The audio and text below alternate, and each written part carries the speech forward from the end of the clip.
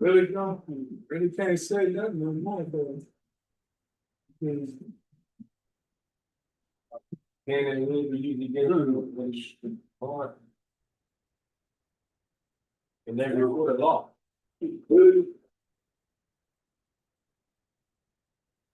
Load this up.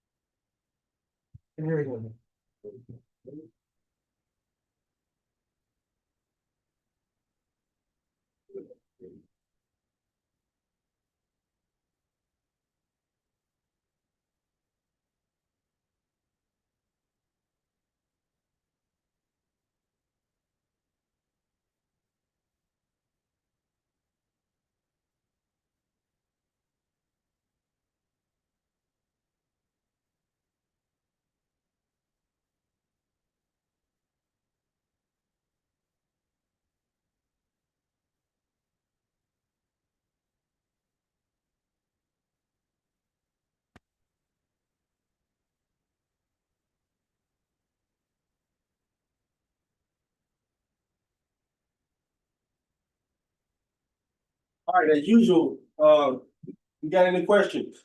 Yeah. Yes, sir. Yeah, question. Who's prices land? You gotta tell a lot I can hear you. You might have, you're too a little loud, low. We'll get you to the microphone. Who's what? Anybody else? I have a question. Yes, sir. So when Moses took the land from the Canaanites and we inherited that land, we can't go back to that land until Hamashiach and Yahushua put us back in that land, right? We never were supposed to go back once we lost it in 70 AD. Right. Okay. He said he's gonna gather us back to the land. Gather it back. Nothing about us going back ourselves. He said he was gonna gather us back to the land. So when Moses took all that land and we lost it, that's the punishment, right? That's what it is. That we're not supposed to be back there in that land. Until he bring nothing, he bring us back. Calm. Reading all the work that Joshua and Caleb did this morning, I'm like, oh, that's a lot of work, and we ain't even in the land. But the Hamashiach in the end times will put it back. People got what we did to get out the land. No. Get into the land. You only get what we did to get out the land. So is that an example of the land spitting us out too? Shabbat.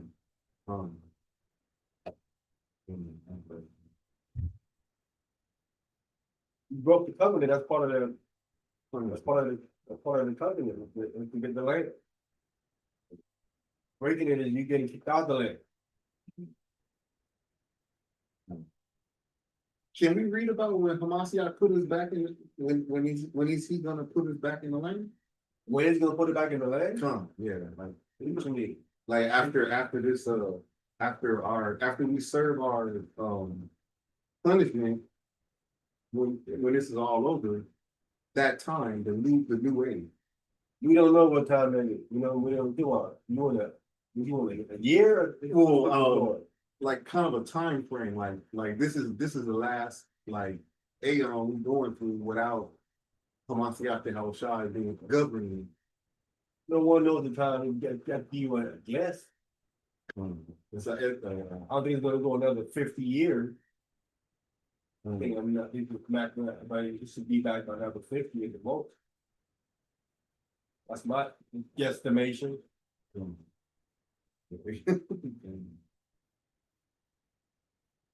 No one truly know. He said it's not for you to know.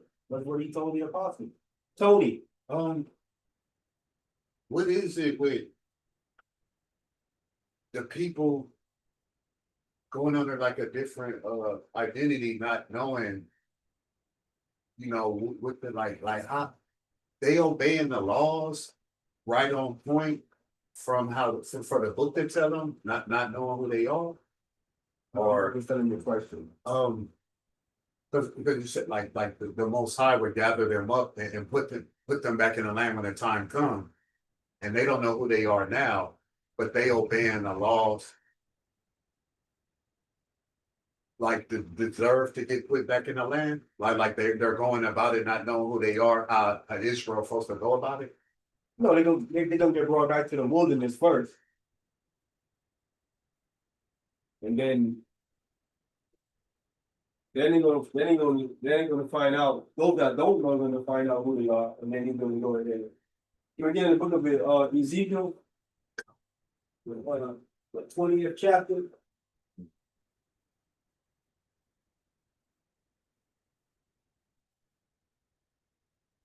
You know, an order of how it's supposed to be ran. You want to order how it's gonna be ran? I mean, not how it's ran, but yeah, with the processing, like, you know, like lost in the sauce. Some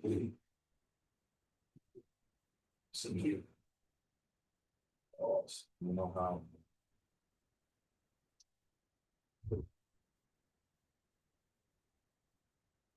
Everybody know.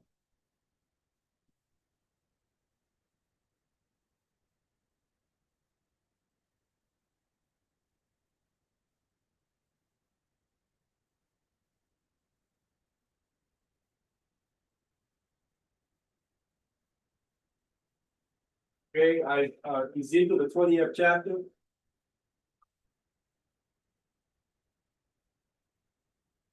Starting at verse 33.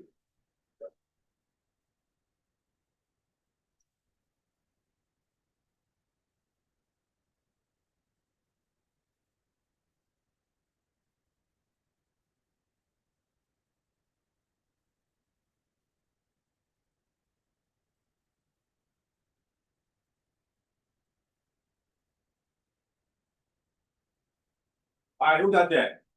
I got it. Go ahead. Ezekiel chapter 20, starting at verse 33. As I live, saith the Lord God, surely with a mighty hand and with a stretched out arm and with fury poured out will I rule over you. Right? That's how it's gonna go down. So that's how it has to be, because as scripture tells us, we are stiff-necked, hard-headed, right? So we have to stretch our arms with fury poured out, you have to rule over us, right? Come, That's not all of us though, right? come. Go ahead. 34. And I will bring you out from the people. He's gonna bring us out. He's gonna bring us out from the people. I will bring you out from the people. Go ahead. And will gather you out of the countries wherein ye are scattered. That's where you're scattered now, right? Come. He's gonna bring us back, right? Go ahead. With a mighty hand. How's he gonna do the what? With a mighty hand. With a mighty hand. Come. This is how he's gonna do it. Right? Mm-hmm. Go ahead. And with a stretched out arm and with fury poured out. Right. With a stretched out arm. The arm of the Most High, one of them is the Messiah. Come. On the angel. These are the arms of the Most High. Come. Right? Come. Ain't literally stretching out his arm. Right. But the agents that work for him, those are his arms. So they're gonna be manifest and they're gonna do their thing. Right? And this is in the wilderness, this is what's gonna happen, right? But it's gonna get to that point right now. Ooh, okay. Go ahead. I don't want him to stretch a pinky. Verse 35. And I will bring you into the wilderness of the people, and there will I plead with you face to face. So there you have it. So when we get back into the wilderness of the people, let's go back to when we came out of Egypt, to that wilderness. And that wilderness had many people in it. Midianites, Cushites, you know what I'm saying? Egyptians, so on and so forth. Not too far, it had the Ephraimites. All right, the wilderness of the people. And they're gonna plead with us face to face. So now there is no more mistaking if we the people or we not. You know who you are, right? Go ahead. Verse 36.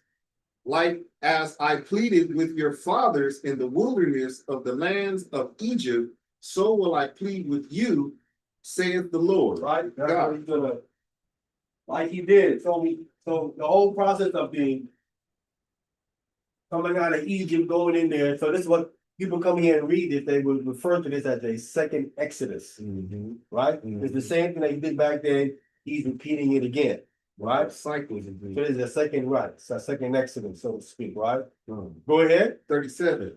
And I will cause you to pass under the rod, and I will bring you into the bond of the covenant. Right, so passing of the rod about picking leader. This is about picking leader, right?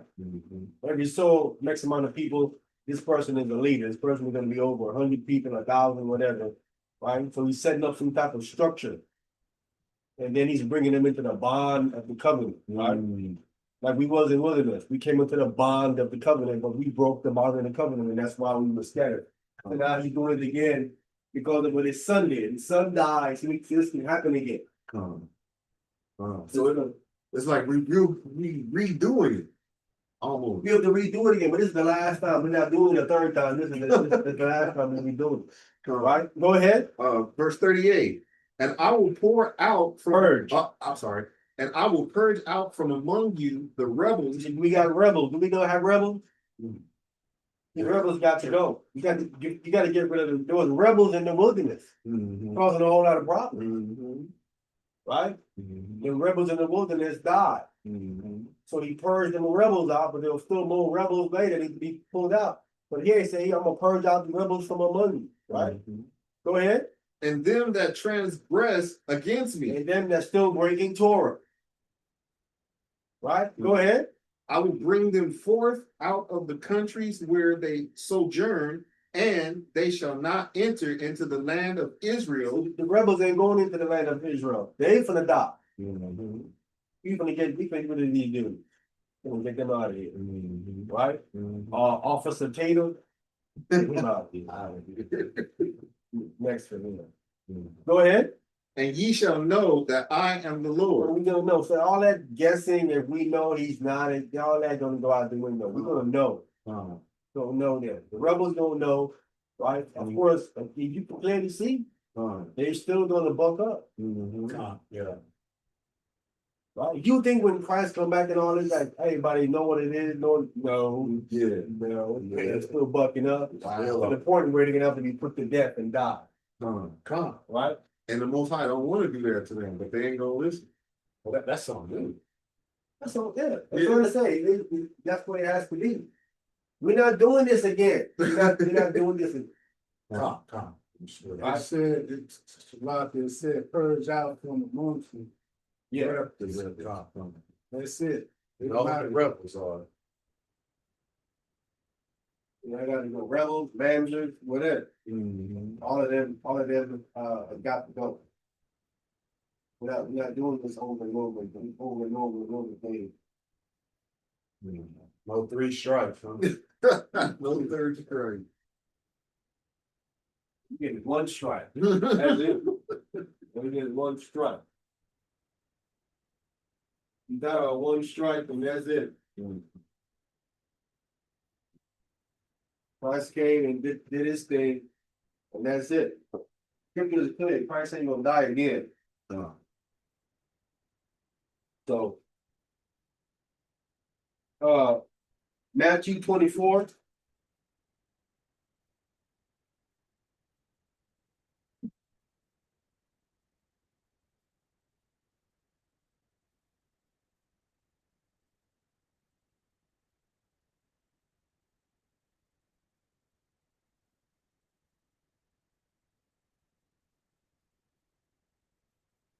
So they don't know about this fight, what's gonna happen ahead of time.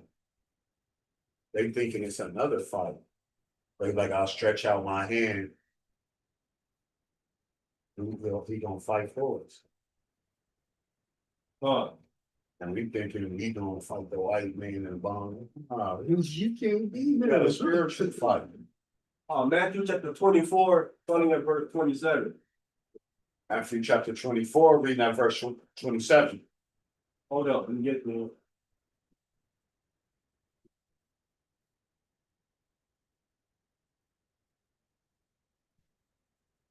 Okay, go ahead.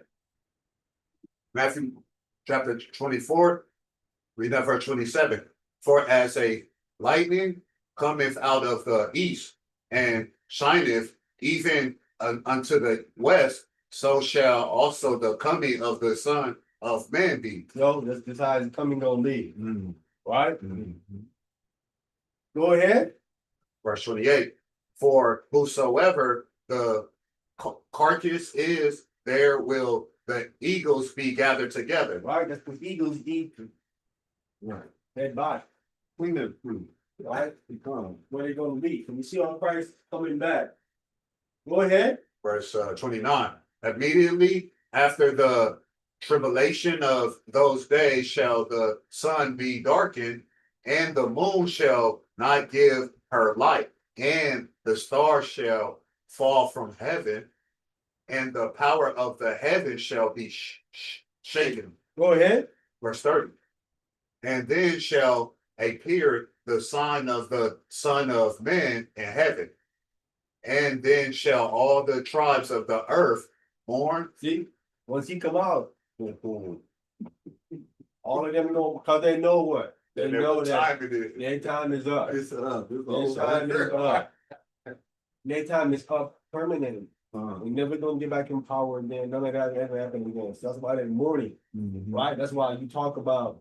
I try to show these Christians, explain these verses here. Why is all of the tribes of the earth going to mourn if y'all running around here preaching and you have almost like 1 billion Christians, Right. different nationalities? Right. Why are all of them mourning? What's going on? Because God loves everybody. Because when he come out the sky, the veil is now off their head. Now it's like, wait a minute, we've been lied to.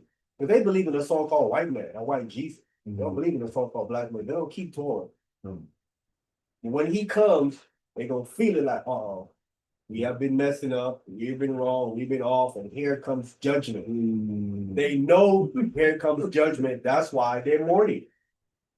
So now all of a sudden they got a burst of wisdom and they get it. No, you begin to feel what's about to happen.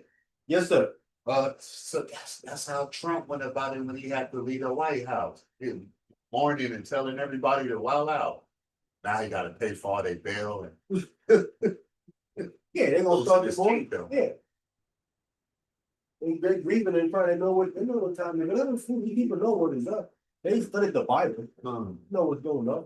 Cause those bunkers, they got all of them. They all talking about bunkers now. So the tribes and the nations of the earth is going to mourn. Go ahead. Read verse 30. 30. And then shall appear the sign of the man of Read it again. Sloppy. Verse 30. Verse 30. And then shall appear the sign of the Son of Man in heaven. And then shall all the tribes of the earth mourn, and they shall see the Son of Man coming in the clouds of heaven with power and great glory. Right. That's what's going to happen. We will see him coming. Go ahead. 31.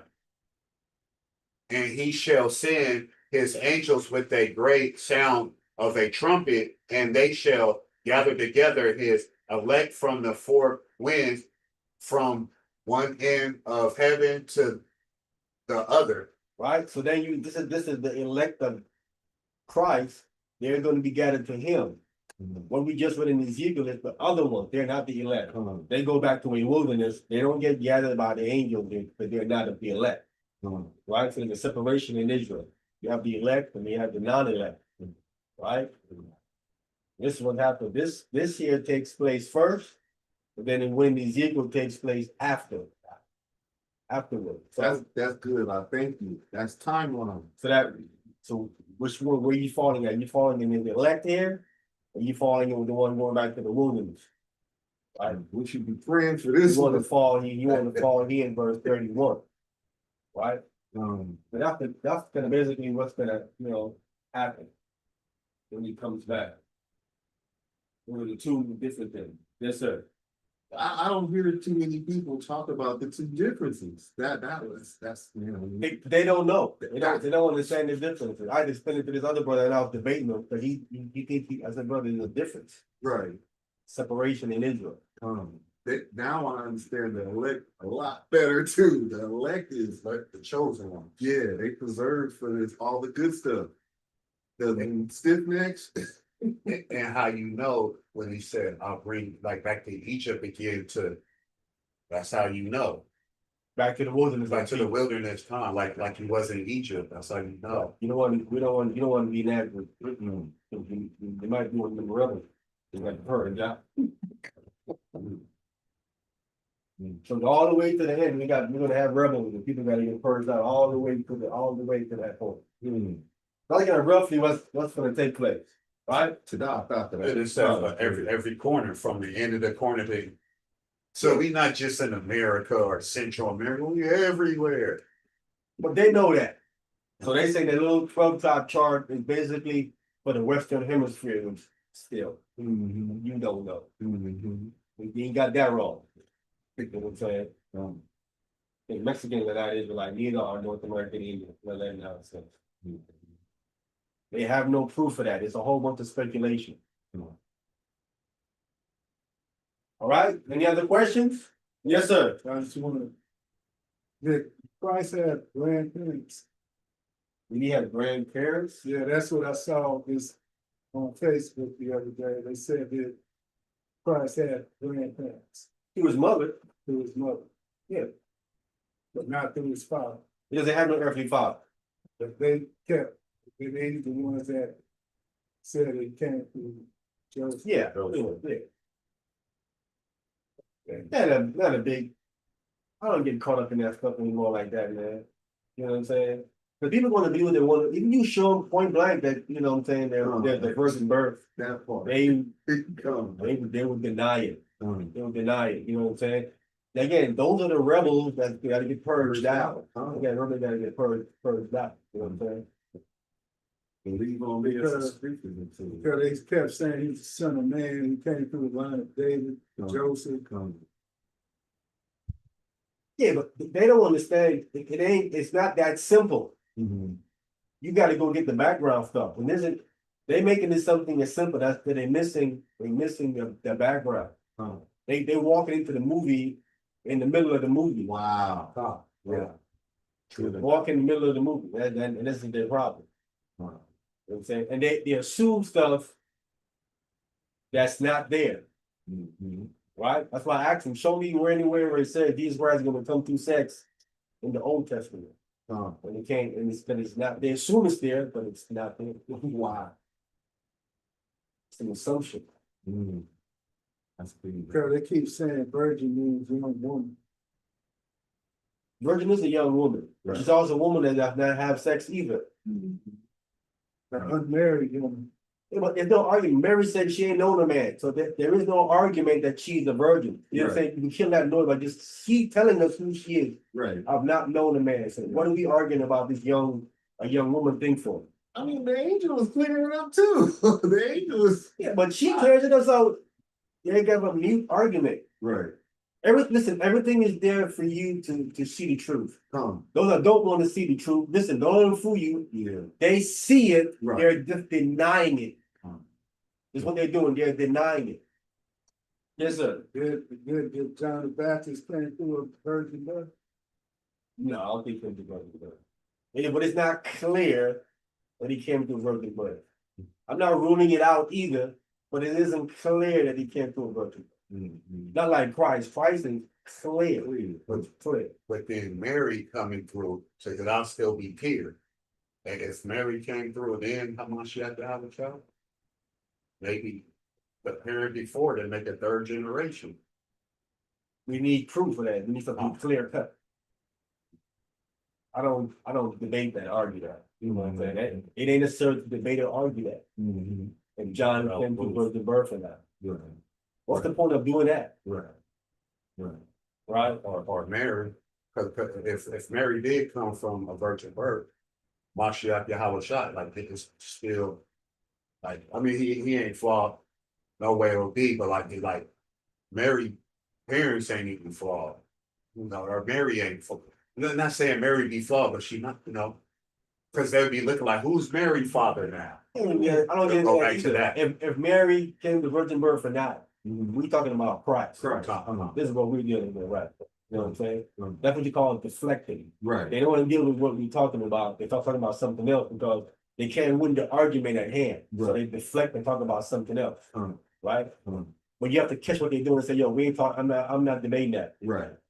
Right. I'm debating this. You should be. Are you debating this or not? Because if you ain't debating this, then what are we talking about right now? Right. Yeah.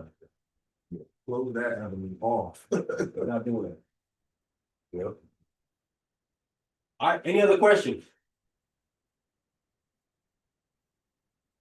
All right, let's get it, man. All right, in the book of Judges, chapter 12.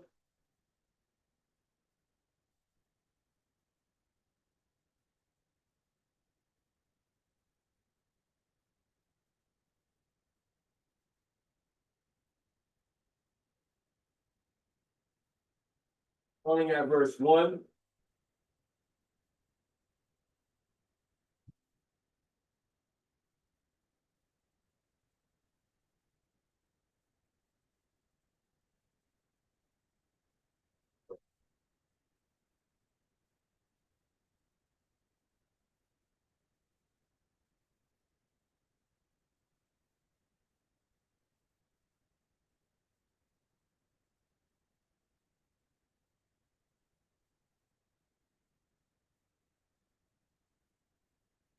You know, hold it. So we get chapter 12, we get Judges chapter 17 and verse 7.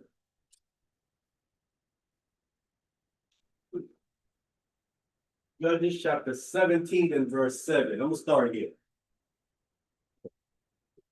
Who got that? I got it. Go ahead. Judges chapter 17, from verse 7. Yes. And there was a young man out of Bethlehem, Judah. Right, Bethlehem, Judah, it's specifying because there is also a Bethlehem, Naphtali, right? We got it set, so it's Bethlehem, Judah, let you know which one. Go ahead. Of the family of Judah, This man is of the family of Judah. Go ahead. who was a Levite, Go ahead. and he sojourned there. So he's a Levite. So how is he of the family of Judah though? No. He's of the family of Adoption. he's a family of Judah, and he's also a Levite. He was adopted to the family of. No. The only way he's a family of Judah, his mother is a Judite. Come on. Okay. His father is a what? Levi. Levi. Praise. He's of the family. Is Yeah. there any other way you can be No, from the family of yeah. Judah and be a Levite? No. Oh. Yeah, the Judah, the mama, yeah. That's why it says family. That's why it says family of Judah. One of his parents have to be a Judite, and one of them have to be a Levite. This making sense? Yeah, Am I missing it? No, makes sense. That's it. That's it. Why? This is stuff people read over. And this is important. It's showing you right here that Judites and Levites married each other. It's been going on since the wilderness. That's Aaron married a Judite. All of the priests from Aaron's line, their mother is a Judite. The mother and a Levite, the mother is a Judite. Okay. So be clear, the mother is a Judite. All right? And they still considered Levi. Yeah, and through the father. To the father. Right? As long as the mother is an Israelite, Right. now you can go through the father thing. Right. But if the mother is not an Israelite, Right. the baby isn't an Israelite, this goes into show you just how important the mother is. Because once the mother isn't an Israelite, then the child isn't an Israelite. Right? This is go ahead, Because bro. that's how all the Israelites is teaching is wrong. Huh? All the Israelites is teaching you are what your father is, even if he ain't or is, he is or ain't, it doesn't matter. They say you are what your father is. Yeah, but this right here is part of the argument that the fake Jews use. Because they're saying they saying that you are an Israelite based on your mother. Yeah, but your father got to be an Israelite too, though. They negate that point. See, they have half the point, Okay. and they negate the other point. But they'll tell you that that's after Torah, which they're talking about oral Torah. right? Right. What you saw in the video, the guy's he's making a point. Right. That I you heard. still amongst her If your mother isn't an Israelite, You a man. you clearly is a man. Your mother got to be an Israelite and your father. It's both. Right. But if your mother is an Israelite, now you're going to go by who your father is. Come. That's when you bring that situation in. You're a Levi. Come. You're your father, right? Come. We see it right here in the text, clearly, right? Come. So the same man here, I want to jump down to verse, chapter 8, verse 30. Judges, where we at? 17? Hold on. Hold on. Sorry, Judges chapter 18, verse 30. Judges chapter 18, verse 30. Right.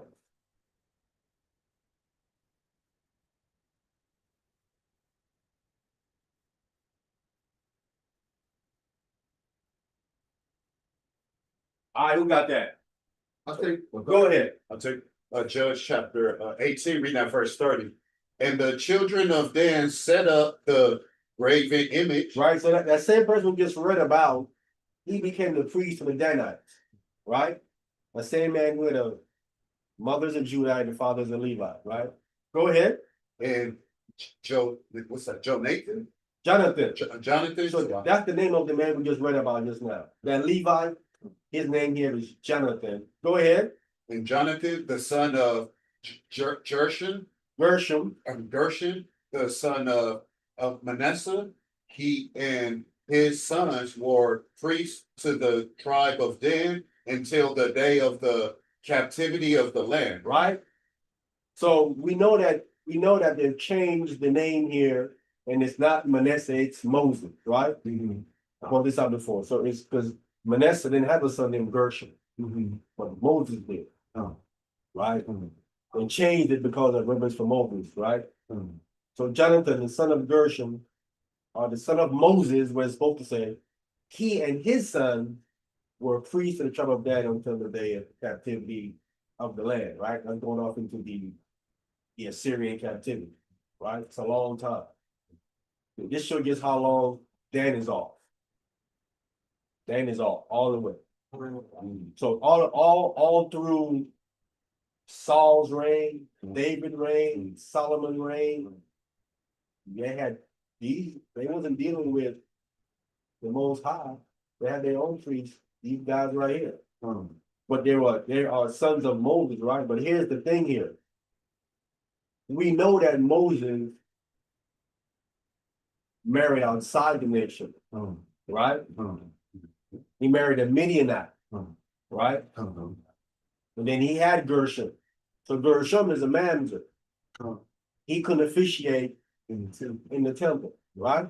But we see one of his sons, Jonathan, what Gershom did was what?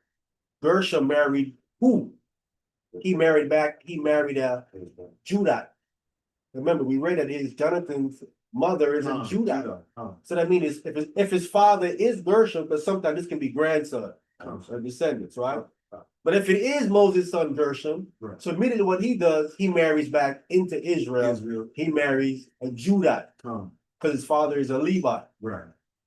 So as he marries back into the nation, then the first offspring is called a Levite, right? If it's correctly that way, or if it's not speaking of grandson, because sometimes you see son, it means grandson. It could be a grandson of Gershom, right? The son of Manasseh, right? But if it's the first son of Gershom, Moses' his son, then we see that if you marry outside of your tribe, if you marry right back in, now you can clear it up. Right?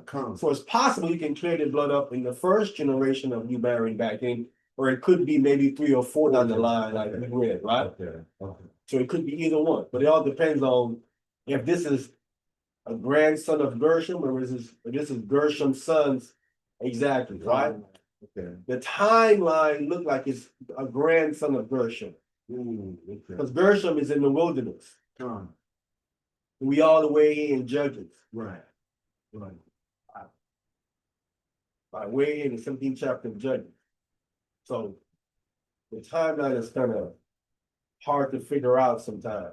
But either which way, we see if you marry back into Israel, Right. now you can be called an Israelite again. So now your mother is an Israelite and your father is an Israelite, then get back in.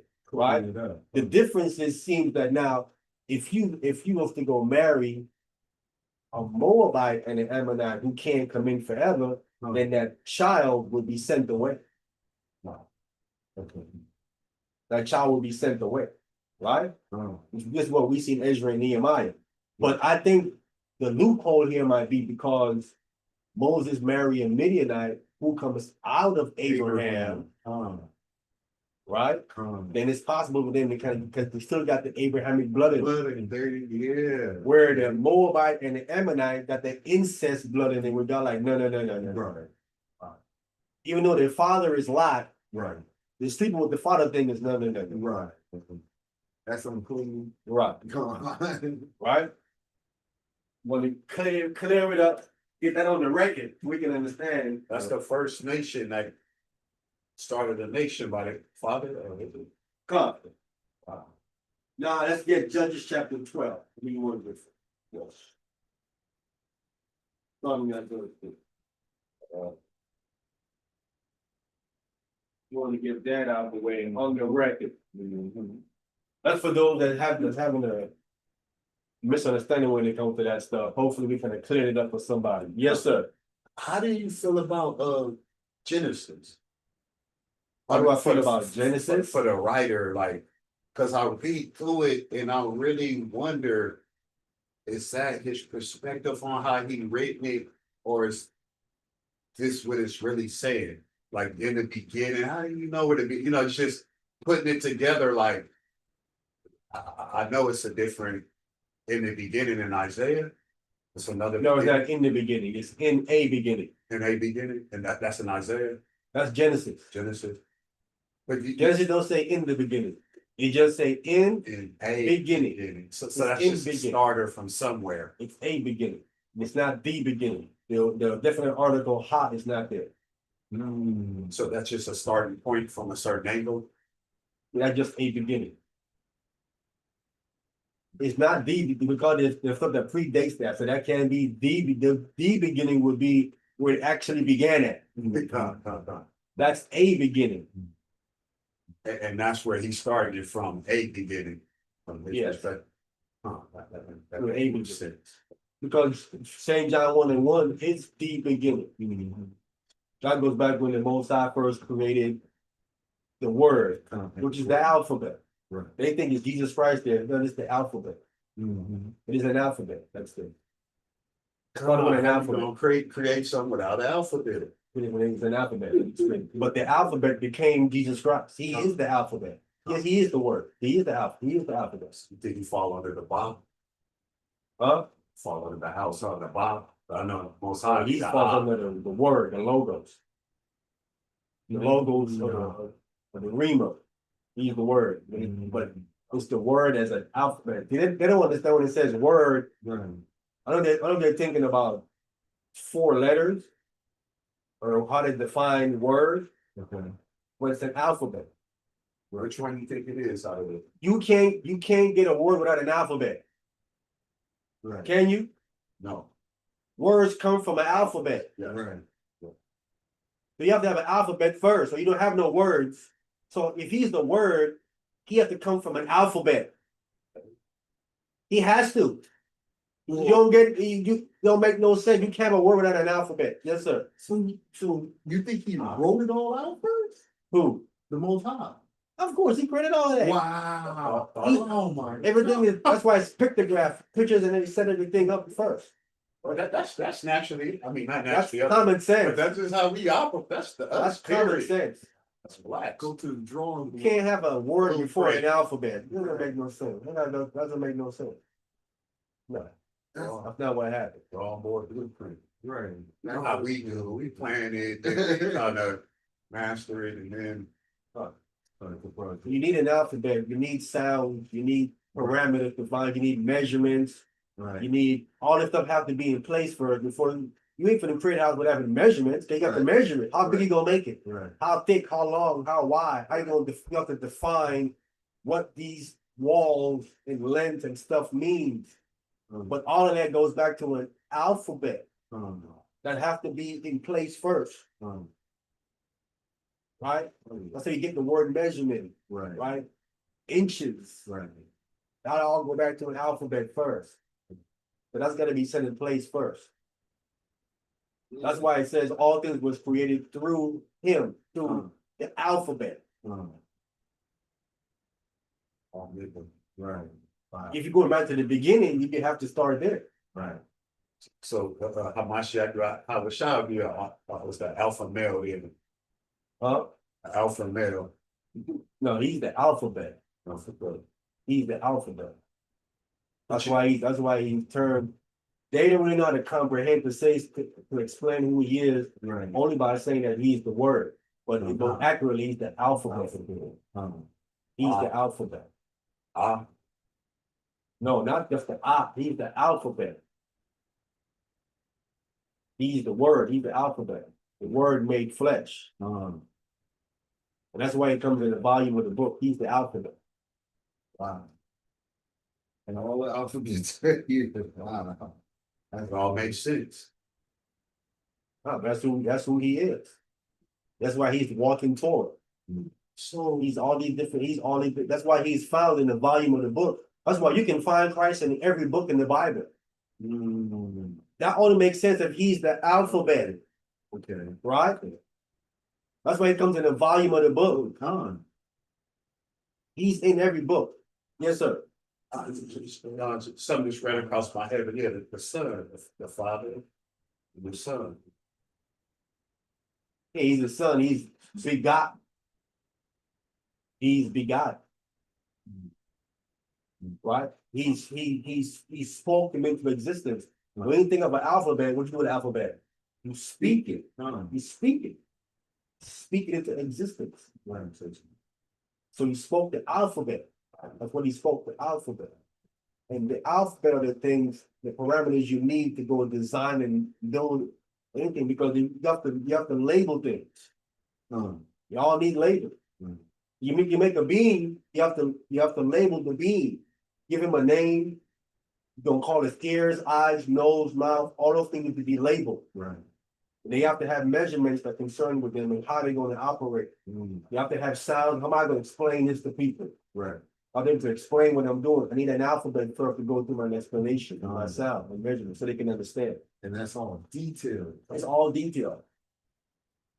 But none of it is possible without an alphabet. Right? The person who is writing Genesis, that's Moses. He's writing what God is telling him. He's writing what God is telling him. That's not his perspective. That's what God is telling him happened.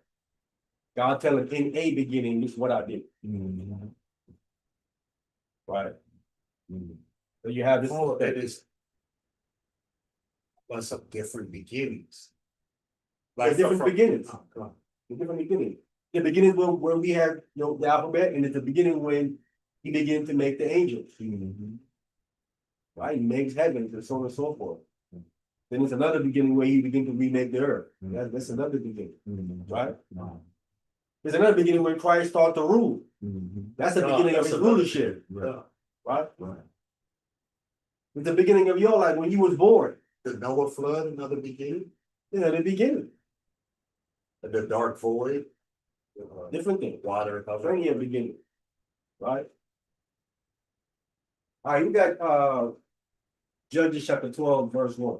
I got it. Go ahead. Judges chapter 12 from the top.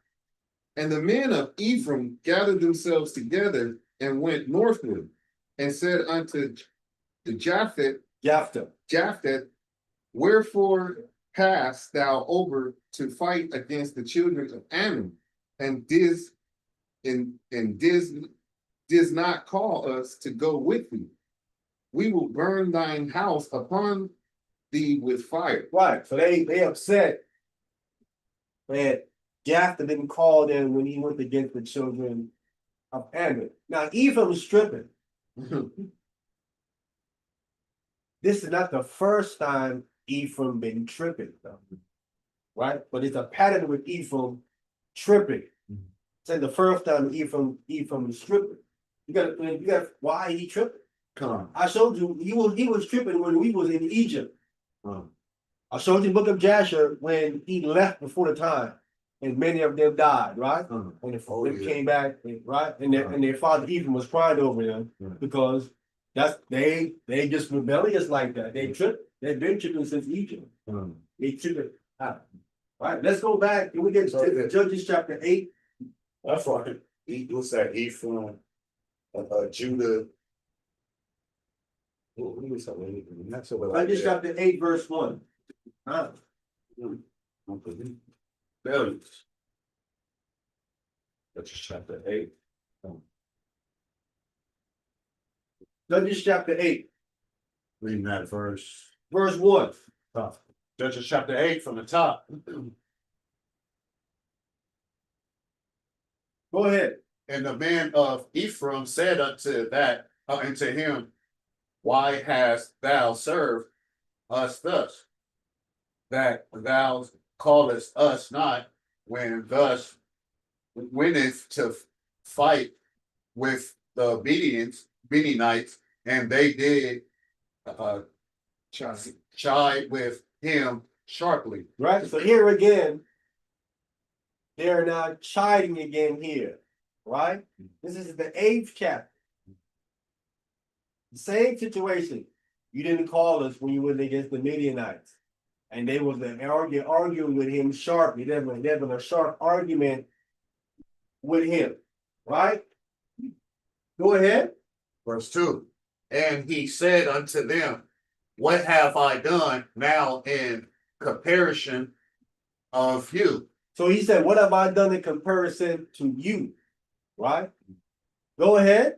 It's not the gleaning of the grapes of Ephraim better than the ventures of Abiezer? Yeah, Abiezer, right?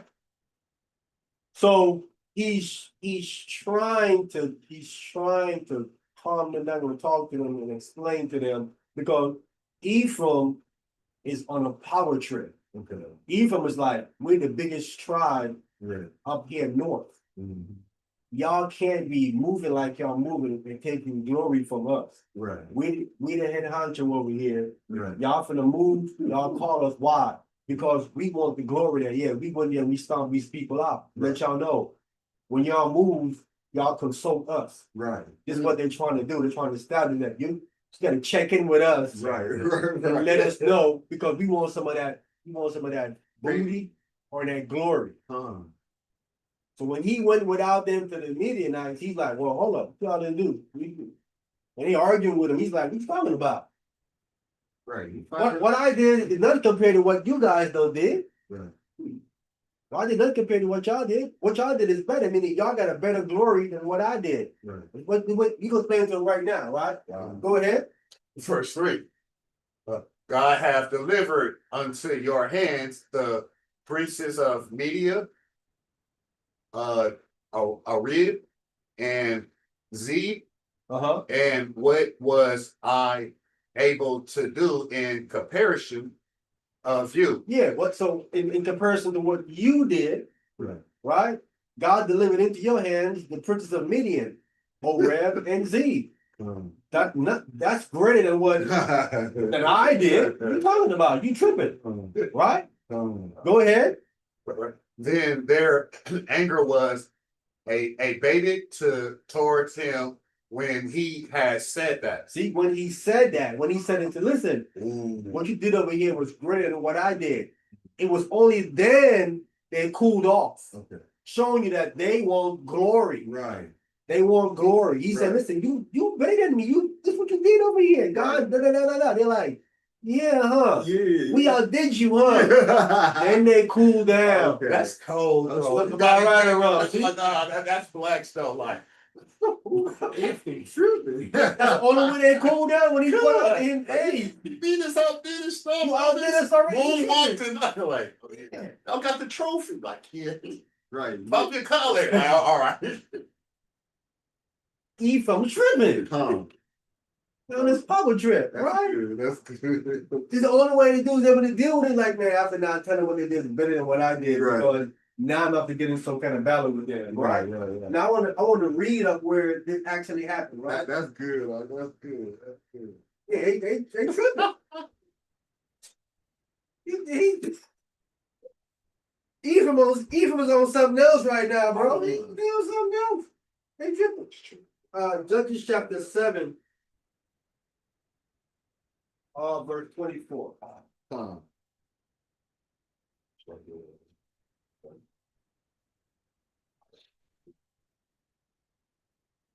24 and 25. Ephraim tripping, bro. Like that's how you have to dumb him down. Like, man, come on, big homie, you already. That's why you gotta do. Yeah. I had to throw him a little praise, a little stick praise. I'm like, if you is them dudes, huh? You right on. Wow. Yeah. Check yourself, Yeah, like, yeah, you know what? Yeah. Pop my collar right there. This is serious wisdom. No, that's a car puller, like.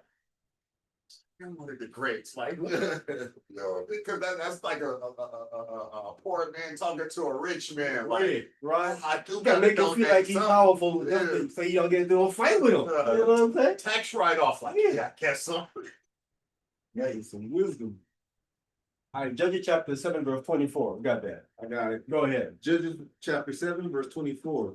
And Gideon sent messengers throughout all Mount Ephraim, saying, come down against the Midianites and take before them the waters unto Beth Barah and Jordan. So they're taking Beth Bar and Jordan, right? This place again is another place earlier in Judges. It's a path where you got to cross over Jordan at, right? So take the place where you got to cross over Jordan back and forth, right? We're gonna read more about this. As a matter of fact, let me get it right quick. Let me get it right quick. We need to get it so we can understand. What's going on here, right?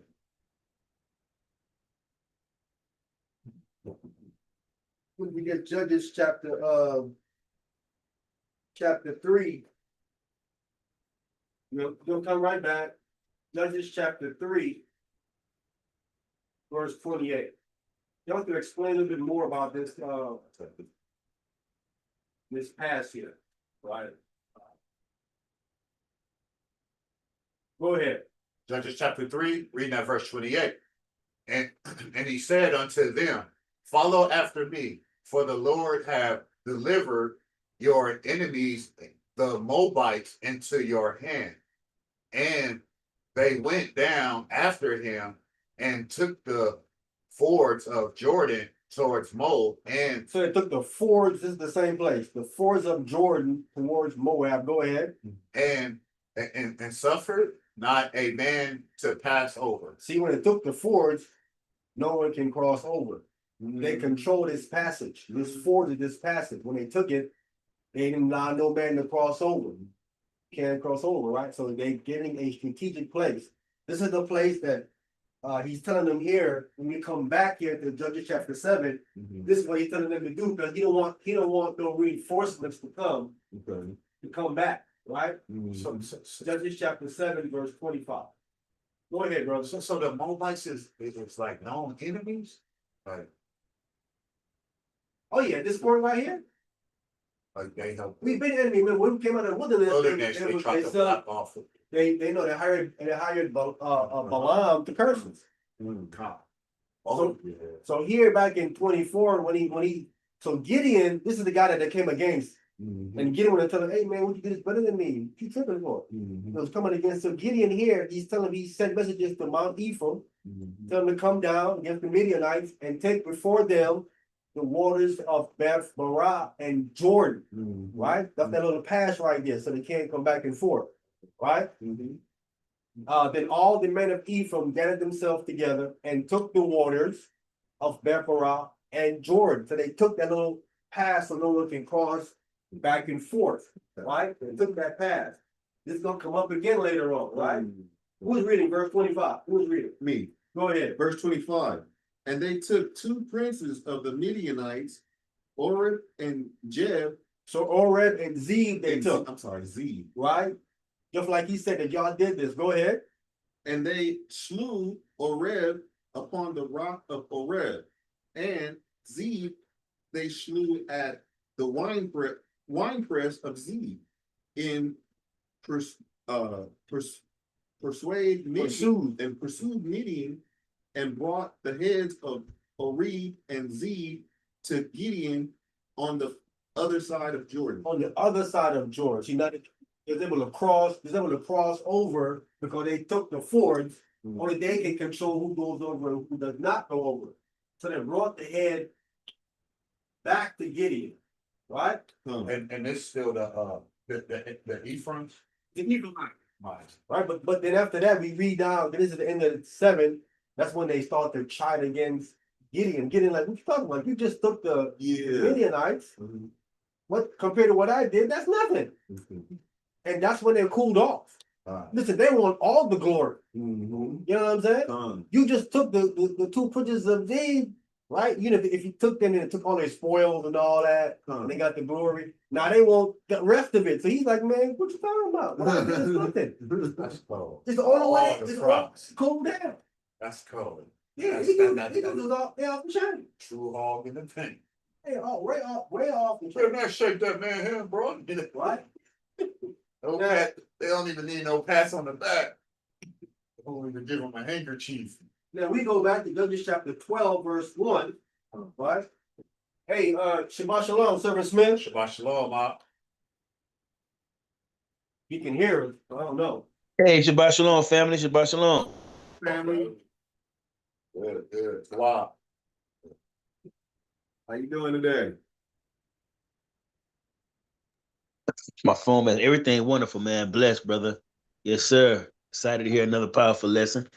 So back here in Judges chapter 12, verse 1, they're doing the same thing. They're coming after Jephthah, right? Telling him, hey, you went to fight Ammon, you didn't call us. Right? They want glory again. They're tripping again. They were tripping with Manoah, now they're tripping. When we Gideon, now they're tripping again with Jephthah. Same thing again. Tripping again. More power, more the glory. All right, who was reading in chapter 12? Me. Go ahead. We're in verse 3? 2. And Jephthah said unto them, I and my people were at great strife with the children of Ammon, and when I called you, ye delivered me not out of their hands. He said, listen, I called you guys, but y'all ain't showed up. I did call you, but you didn't show up. You know what I'm saying? Go ahead. Verse 3. And when I saw that ye delivered me I not, mean, I saw when you ain't showed up. You know what I'm saying? Go ahead. I put my life in my hands and passed over against the children of Ammon. And the Lord delivered them into my hands. Wherefore then are ye come up unto me this day to fight against me? And so why ain't coming to go to fight me? I called you. I saw you. You didn't show up. You didn't respond. So I said, I can handle this myself. I went through with me and my boys, rolled through there against them, and the Lord delivered them into my hand. So what's the problem with you cats? Why y'all tripping? You know what I'm saying? Go ahead. Verse 4. Then Jephthah gathered together all the men of Gilead and fought with Ephraim. So now, after he told Ephraim that, Ephraim obviously was like, we ain't trying to hear that. We ain't trying to hear that. We finna go to war with you. You ain't called us. You trying to steal the glory. We ain't having that. So he's like, so they're finna get. So he's like that. Let's get it then. So he said, let's get it then. So he got his man to war against Ephraim. So we have to go to fight then. We ain't scared of y'all bullies over there. Let's get down. All over fame. All over fame. Remember, Jephthah, he's part of Ephraimite and Manasseh, and brother. We finna get their own people. He said, if you think it'll be like we, you know what I'm saying? We all come out of Joseph, we could be, they still like, no. Stole the show. They tripping. Right. They finna go fight against one of their own people. You know what I'm saying? Over nothing. He said, I called you guys, but y'all didn't show up. They still didn't care. No You know, apologize. no, nothing. No apology. Say, yo, man, I'm sorry we didn't show up. You know, you're right. We didn't show up. They didn't care about none of that. He didn't care about none of that. I'm glad we didn't show. Now we did. We didn't come on purpose because we're trying to get busy with you. Right. Try to- A formidable opponent.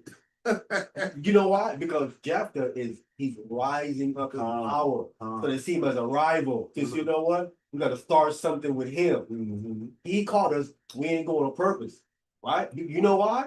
Because we wanted to see him fall. Right. But he didn't fall. The Lord delivered his hand. So now you got to go what? Now we got to go over there and go check this dude. Right. Right. Trying to go check this dude. And he's like, you ain't checking me. Right. You ain't Right. checking me. Man. That's not happening. The most power game. The most high The game. Most High ain't checking me. They're like, we ain't get none of that. You ain't finna be no prominent man Right. and not you know no glory. No, you can't take our we're the glory one over here, not you. Right.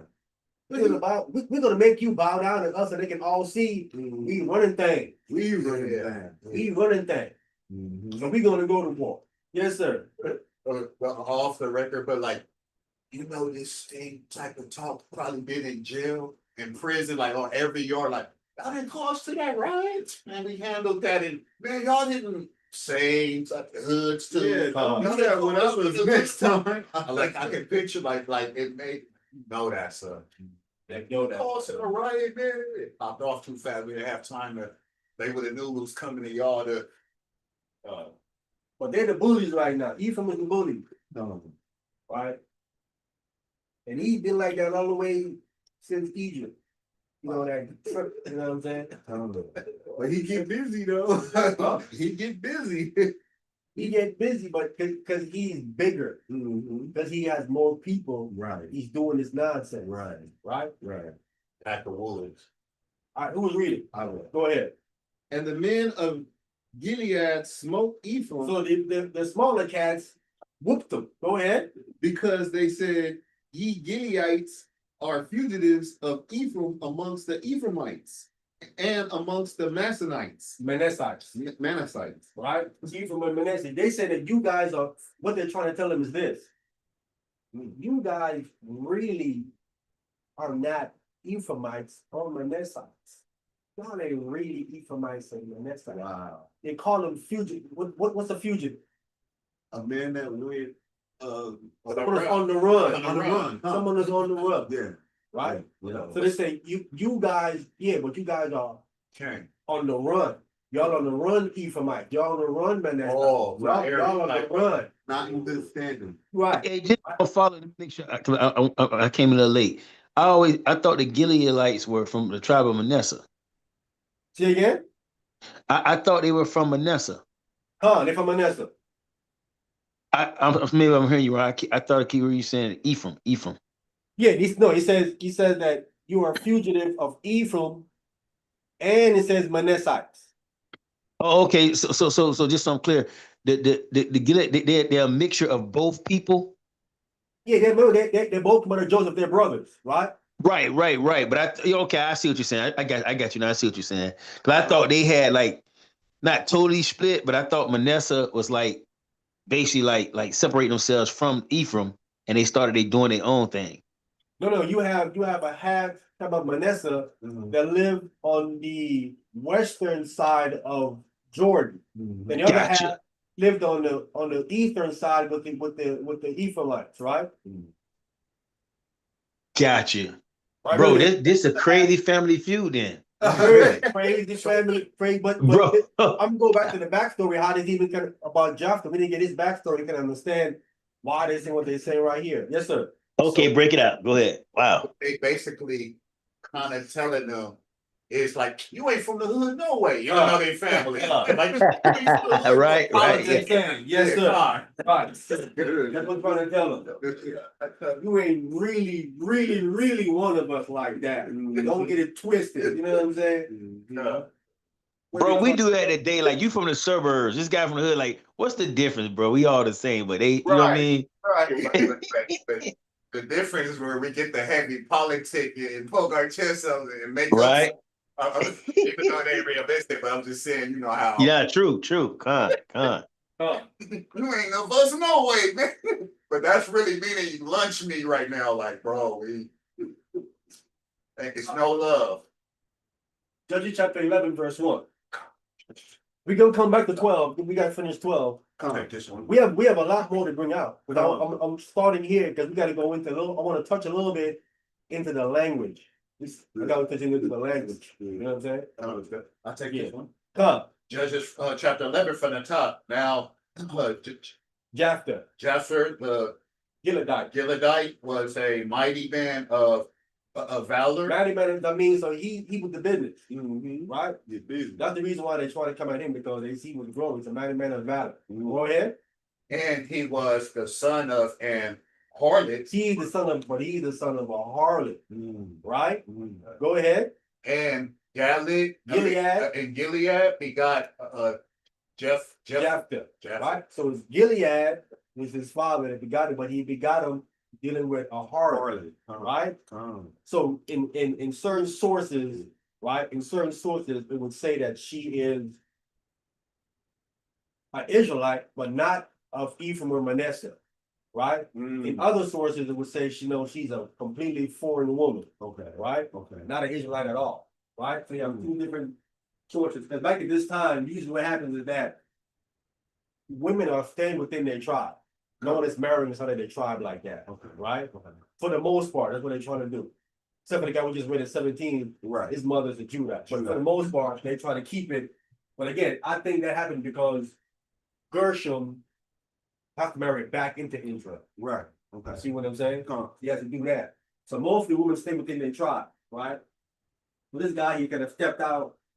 He got with a heart, right? Come. Go ahead. Read that verse 2. And Gilead wives bear him sons. So Gilead, he has a wife, but he could have stepped to the side and got with a harlot and had Jephthah, right? But now his wife bearing him sons. Go ahead. And his wife's sons grew up, and they thrust out Japheth. So they kicked him out.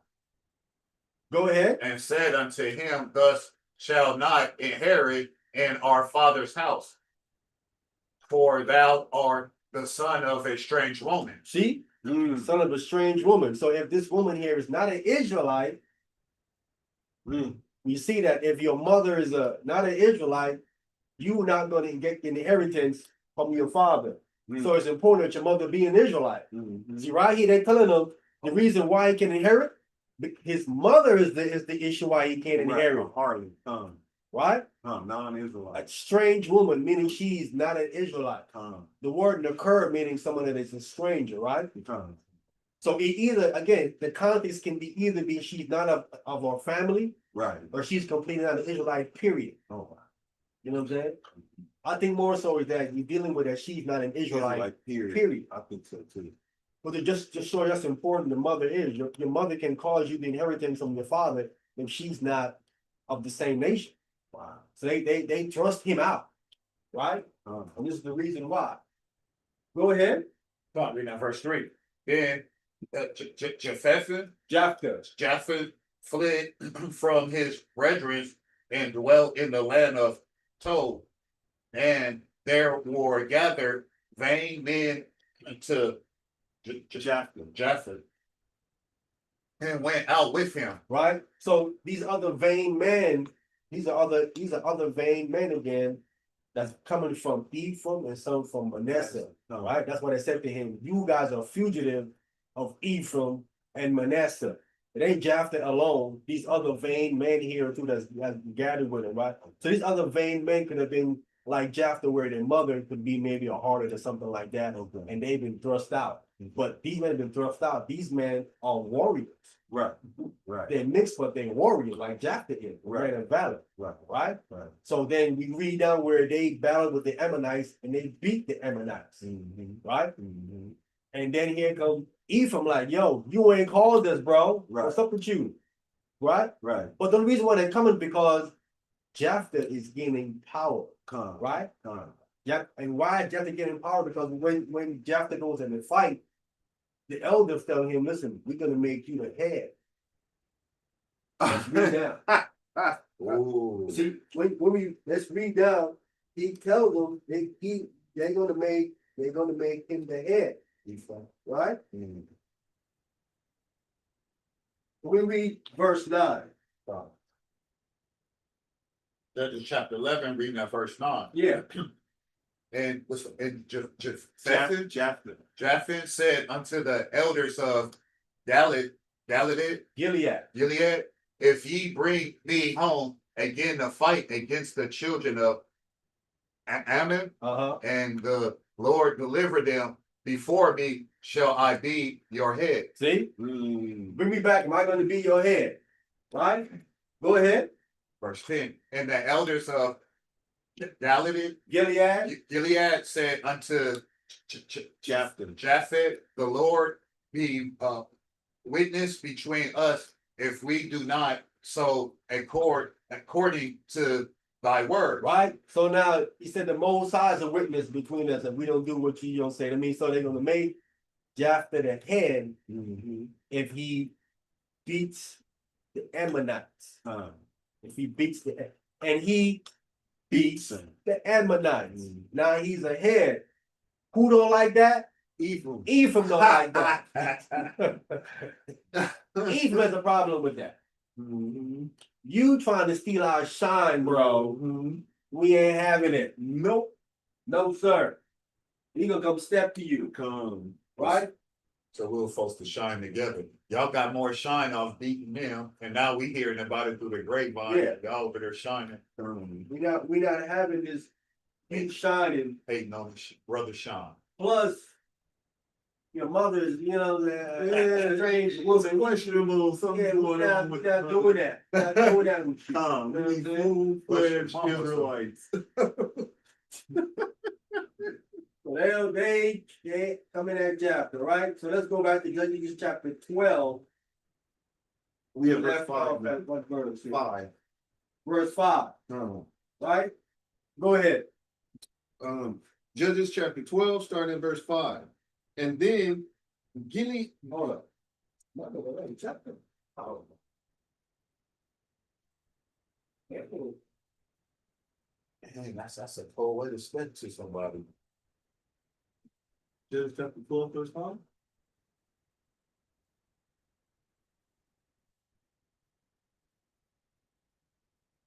Yeah, go ahead. Judges chapter 12, verse 5. And the Gileadites took the passage of Jordan before the Ephraimites, and it was so. Hold it. Let's go. Same. That's 11. No, that's you right. 12, but that's 12. We're reading correctly. I read it again. Common. Judges chapter 12, starting at verse 5. And the Gileadites took the passages of Jordan before the Ephraimites. We read about what the passages were, right? Come. You couldn't cross, they Over. controlled it, you couldn't cross over. So they took the passage. So listen, so when the Ephraimites had crossed over and they lost, the remaining ones couldn't cross back over. They took it and said, nah, y'all ain't gonna cross, y'all can't cross back over back to your family no more, right? Go ahead. And it was so Uh-huh. that when those Ephraimites which were escaped said, let me go over, that the men of Gilead said unto him, art thou an Ephraimite? If he said nay, If you say, yo, I'm not an Ephraimite, go ahead. verse 6, then said they unto him, say now, Shebaloth. Say no now, Shibboleth, Shibboleth. right? So there's two, there is sh, the SH, and then there is just the S. Sibboleth. Okay. Sibboleth and Shibboleth, Okay. right? So now if you say you're an Ephraimite, we need to go ahead and determine if you're not Come. by what? What we see here Right. is a vocalization difference. Come. Speech pattern. A vocalization difference.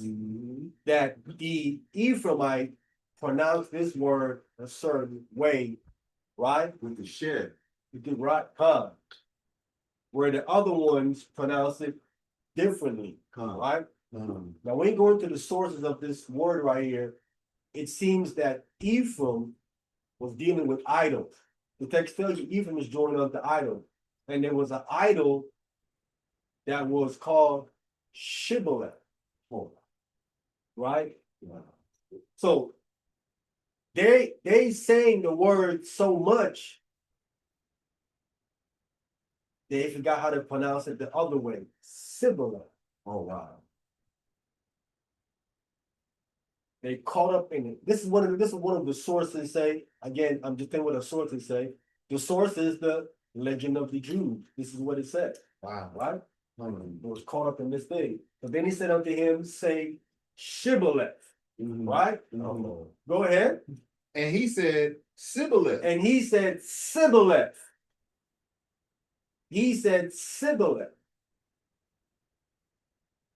He didn't pronounce the sh. Hmm.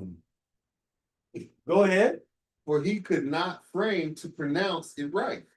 Now, he could not frame the punishment. Why?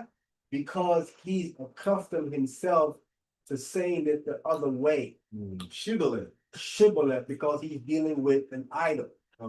He's used to doing that. So he got to the point where he can no longer pronounce it. Sibboleth.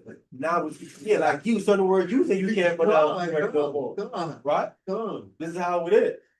Same thing with it. So there is a pronunciation difference within the tribe, but based on what you're dealing with so much, right? These things can happen. Like it is over here. We got certain people down south that pronounce things certain different, right? We say there, they say there. There. Right. So if we want to find out if he isn't from LA, we tell him, hey, say there. Right. He gonna say there. He can't say there. Right. He gonna say there. Right. You know what I'm saying? Right. No, Yeah, you from yeah. there, bro. That's why they said in about your I think they were telling Peter that Your speech your betrayed. speech- Yeah. They know where he's from. Then you one of them. We from Galilee. Yeah. So how we know your speech is giving you away? They're telling Uh-huh. Peter. Your speech gave you away, bro. Right. You know what I'm saying? Mhm. So I'm showing you, even in Israel, there is a pronunciation of certain things different, and these things these happen because of where the location you at in Israel, the location in that in Israel, right?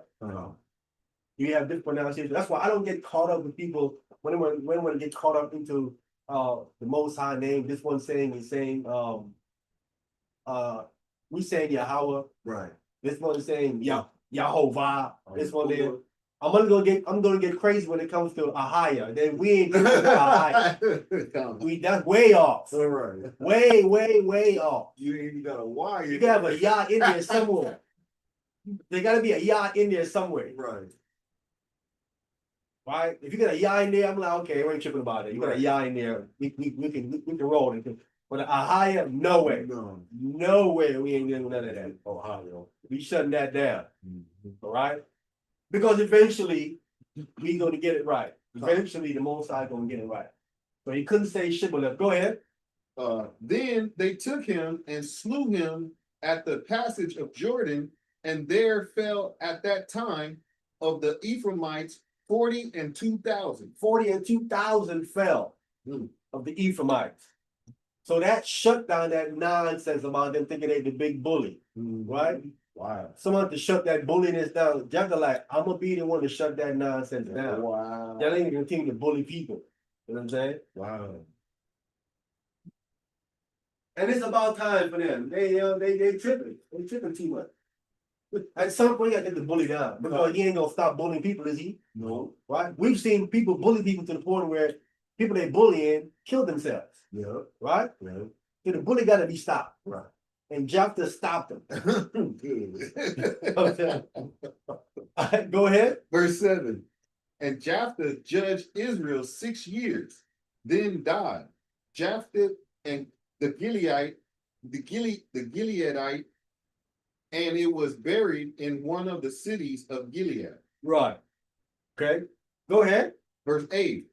And after the Ibzan After him. Oh, and after him, Ibzan of Bethlehem, Ibzan of Bethlehem judged Israel. Right, another Israel. So I think that's the Jephthah is the seventh judge. Ibzan is the eighth. Go ahead. Verse 9. And he had 30 sons and 30 daughters. And he had 30 sons and 30 daughters. Right? Showing you that what is he doing? Creating another tribe. You created another, he mentioned he's with multiple women. So 30 daughters and 30 daughters, go ahead. Whom he sent Who abroad. he did what? He sent abroad Whom he sent abroad, go ahead. and took in 30 daughters from abroad for his sons. And he took in 30 daughters from abroad for his sons. What is he doing? What is this man doing? make him to see which daughters suit for his son. This man is making alliances to make himself more powerful to other kingdoms. Is not this what the Rothschild did? He sent his sons to want to friend to different places. Yeah, he set Right? up shop. Set him shop, right? Mhm. That's how he made himself more powerful. He could be more powerful right where he is. Right. He sent his son to different places. Huh. So they gain power in different places. So with this guy, he's doing the same thing. Mhm. He had 30 sons and 30 daughters. For the fact is, he said he sent them abroad. Mhm. Deliberately sent them abroad. Right? Mhm. So in other places, if anybody over here want to try to come attack him, he had his children over there to give him warning, Right. or he had the children over there controlling that. Right. So he's more powerful than anybody moving against him. He has people in places strategically. Mhm. So he sent them abroad. It says, and he took in 30 daughters from abroad for his son. So now he's not taking in women to marry his sons from different prominent men. Remember, this man is a judge, Right. Right. right? He's prominent. So my daughter's gonna marry other prominent people within the Right. land. I'm trying to make myself remain powerful, Come. right? Come. Because if you just a judge by yourself, then you have a lot of haters Right. trying to plot on you. But Right. this way, he's like, I'm gonna knock that out by having my daughters and my sons and stuff in different places and making connections. That's a smart man. Smart man, Sound Right. kind of like King Solomon. huh? Sound a little bit like, Kind of like King Solomon. Yeah, but I'm showing you, it's in Judges, it's about power. Okay. We saw the bully. Uh-huh. He forgot what that. You know what I'm saying? He got correct. He's doing it in different ways. I'm gonna work through my children and get that power. Right. I'm getting connections and stuff like that. So that's playing chess. Playing So chess. was he a king? He's No, a judge. I know you're a judge, but I'm like that's king. It's like a king back in those days, a judge. Yeah, he's up top, he's judging, you know what I'm saying? Yeah. The guy years and places. Yeah, Y'all. the man playing chess. Mhm. He ain't playing check. You know what I'm saying? Go ahead. Verse 10. Then died Ibzan. No, you finish Oh, first time. first time, For the okay. first time. Oh, my bad. And the judge, I'm sorry, and he judged Israel 7 years. And he judged Israel 47 years. Hmm. So what he's setting up, they didn't last too long. Mhm. Or he just maybe just died. But his children are in strategic places though, after him. Right? Go ahead. Then died Ibzan and was buried at Bethlehem. Right? And he died and he was buried at Bethlehem. Right? Now we're gonna stop right there. Right, that's the eighth judge. Okay. Right? That's the 8th. He's the eighth judge. Now we need to go all the way. Zephaniah.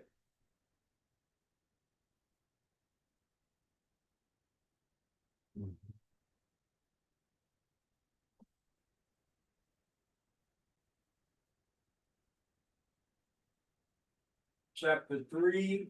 Do you think there's any significance of because Gideon was from the tribe of Manasseh and he called him a man of valor? Do you think they were just a brave tribe or something like that? Wait, say it again one more time.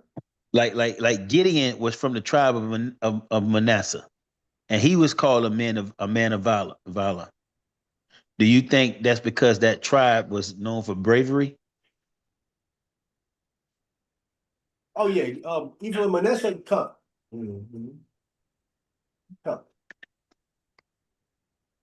Because remember, Ephraim and Manasseh basically kind of outnumbered. Actually, Manasseh outnumbered Ephraim, but because Manasseh was split, you had half of them on the other side of Jordan, and on the other half on the other side of Jordan. They really out they outnumber Ephraim. Why? Because remember, going back to the book of Jasher, like I told you before, that they had left before Moses came to deliver them, and a lot of them died.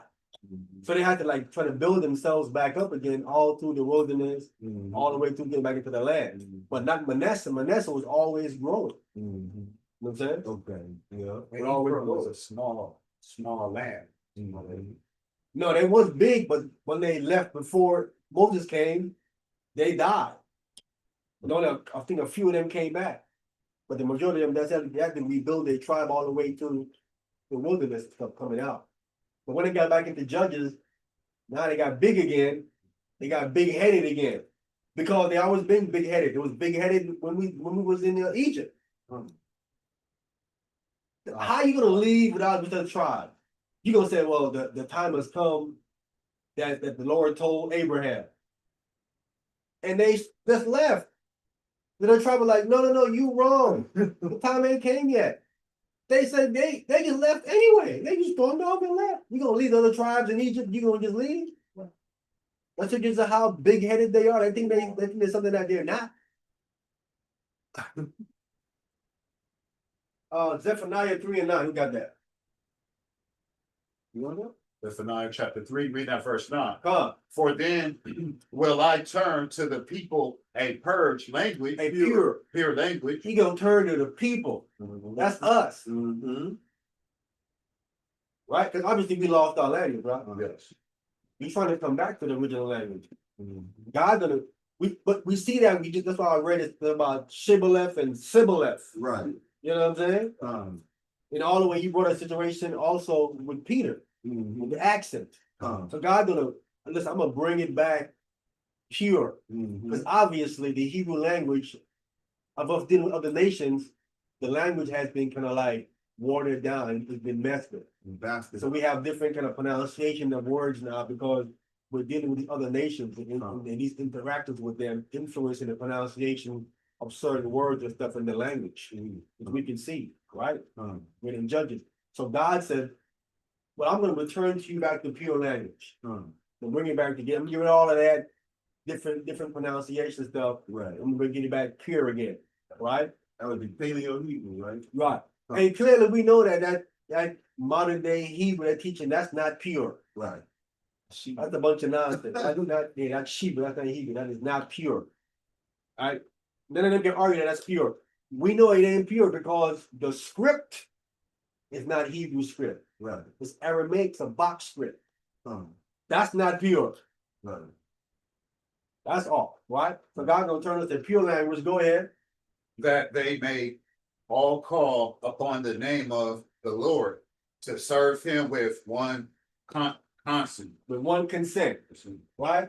So we all gonna be calling on the Lord the same name. Right now, we're not doing it all. So the pure language isn't back yet. Because if it was, we all be calling the Most High the same name, but we're not. So that has to happen. The Lord gonna bring it back, right? So I think we're the closest to it because at least we're dealing with the pictograph of what it was. If we don't have it, we the closest to it, right? Yeah. We are the closest. So we trying to get back what we need to do so we can serve the Most High. The whole duty of man. So do you think some of the Moabites still know their old language? Or they might have switched their Oh yeah, huh? They keep their history, their traditions and stuff. They keep that, like Aramaic, huh? like how the Aramaic keep it. Huh? Now the other culture still is up. Can we get Isaiah 28?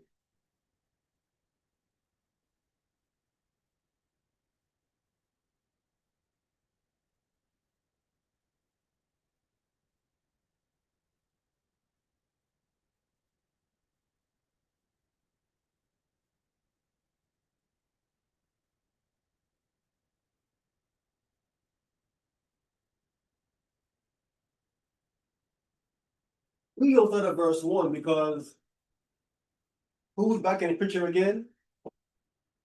Ephraim. Where we at? 28. Isaiah, the 20th chapter, start the first verse. Right? This is giving us some more background on Ephraim. We just talked about how they were some bullies, Right. and they took another Took the 47,000 another thing. Isaiah 28, verse 1. Who got that? I got it. Go ahead. Isaiah chapter 28 from the top. Woe to the crown of pride, Uh-huh.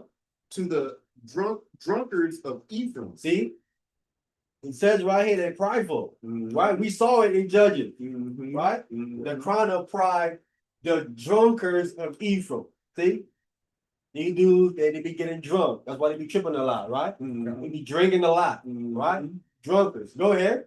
Whose glorious beauty is a fading flower, The beauty is fading. Go ahead. which are on the head of the fat valleys of them that are overcome with wine. Overcome. So not only are they prideful and bullies, they're a bunch of drunkards, right? They're overcome with wine.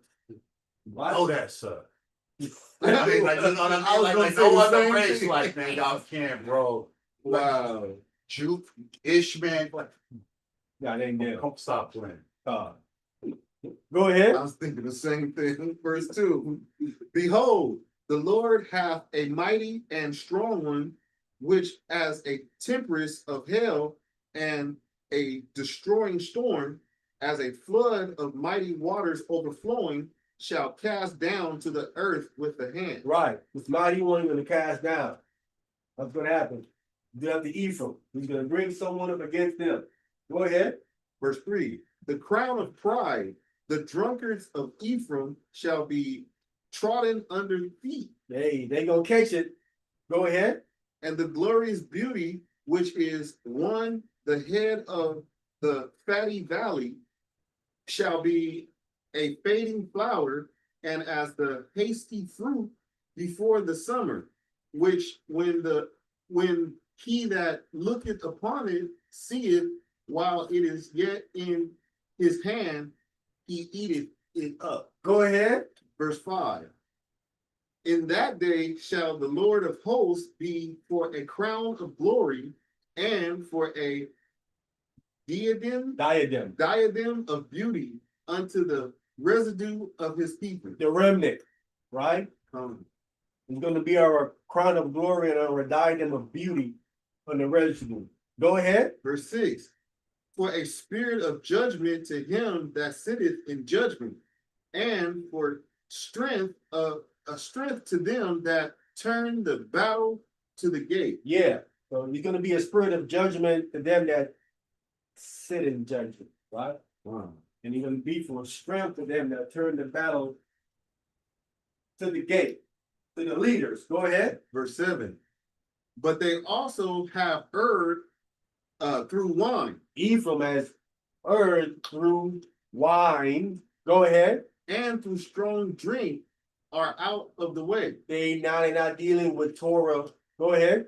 The priest and the prophet have erred through strong drink. Even the priests and some of the prophets are getting drunk. Go ahead. They are swallowed up of wine that are out of thy way through strong drink. They err in vision. They're erring in vision. Go ahead.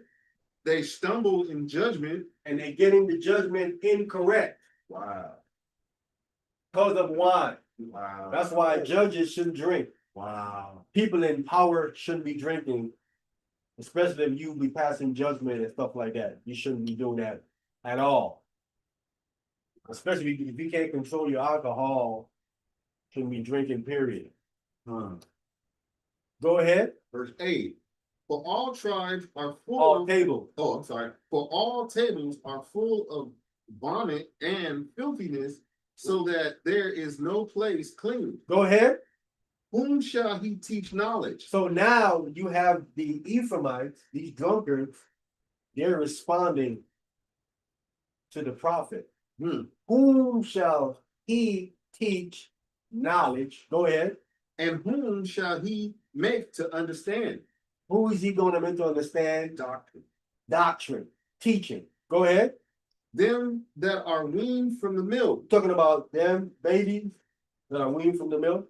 Go ahead. and drawn from the Brothers breast. came off of the bread. Talking about those. Them, right? Go ahead. Verse 10. For precept must be upon precept, precept upon precept, line upon line, here a little and there a little. Now, when you look at this in the Hebrew, the commentator said that they're saying this mockingly, right? They're mocking the prophet. So who you gonna teach the knowledge to? Who you gonna make to understand doctrine? You know, with babies, right? So these are drunk from the milk. Want to wean from the milk? You ain't gonna teach us, right? Oh, precept upon precept. Is that what it is? Precept upon precept. So verse 10 is spoken about someone who's drunk. He's trying to mock them. Line up on line. Oh, wow. Line up on line. Is that what it is? Oh, I Hey, see. so it's not even how, you know, how the brothers used to try to be like, you got to go precept upon precept. It wasn't a good thing that's going on here. Yeah, they verse 10, they using it mockingly Right. against the prophet. Right? Okay. They're using it mockingly against the Wow. I didn't They see use- that. yeah, they're using that, they're saying it. This Right. is how you read the Bible. Right. Because one of the Christians was saying that this is not how you read the Bible. And I said, listen, Right. want to debate? Because this is how you read the Bible. But they're saying it here mockingly. They're mocking them, right? They're trying to mock them, right? Verse 11. Verse 11. For with stammering lips and Go ahead. For with stammering lips and an other tongue will he speak to this people. Hold on. Wow, I'm not there. Oh, verse 11.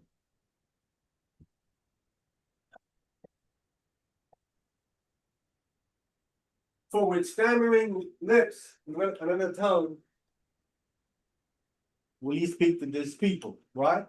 The thing is this, we need to get it in the New Testament.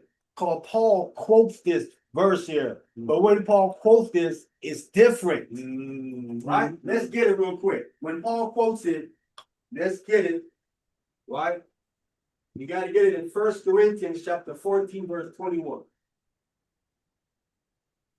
1 Corinthians chapter 14.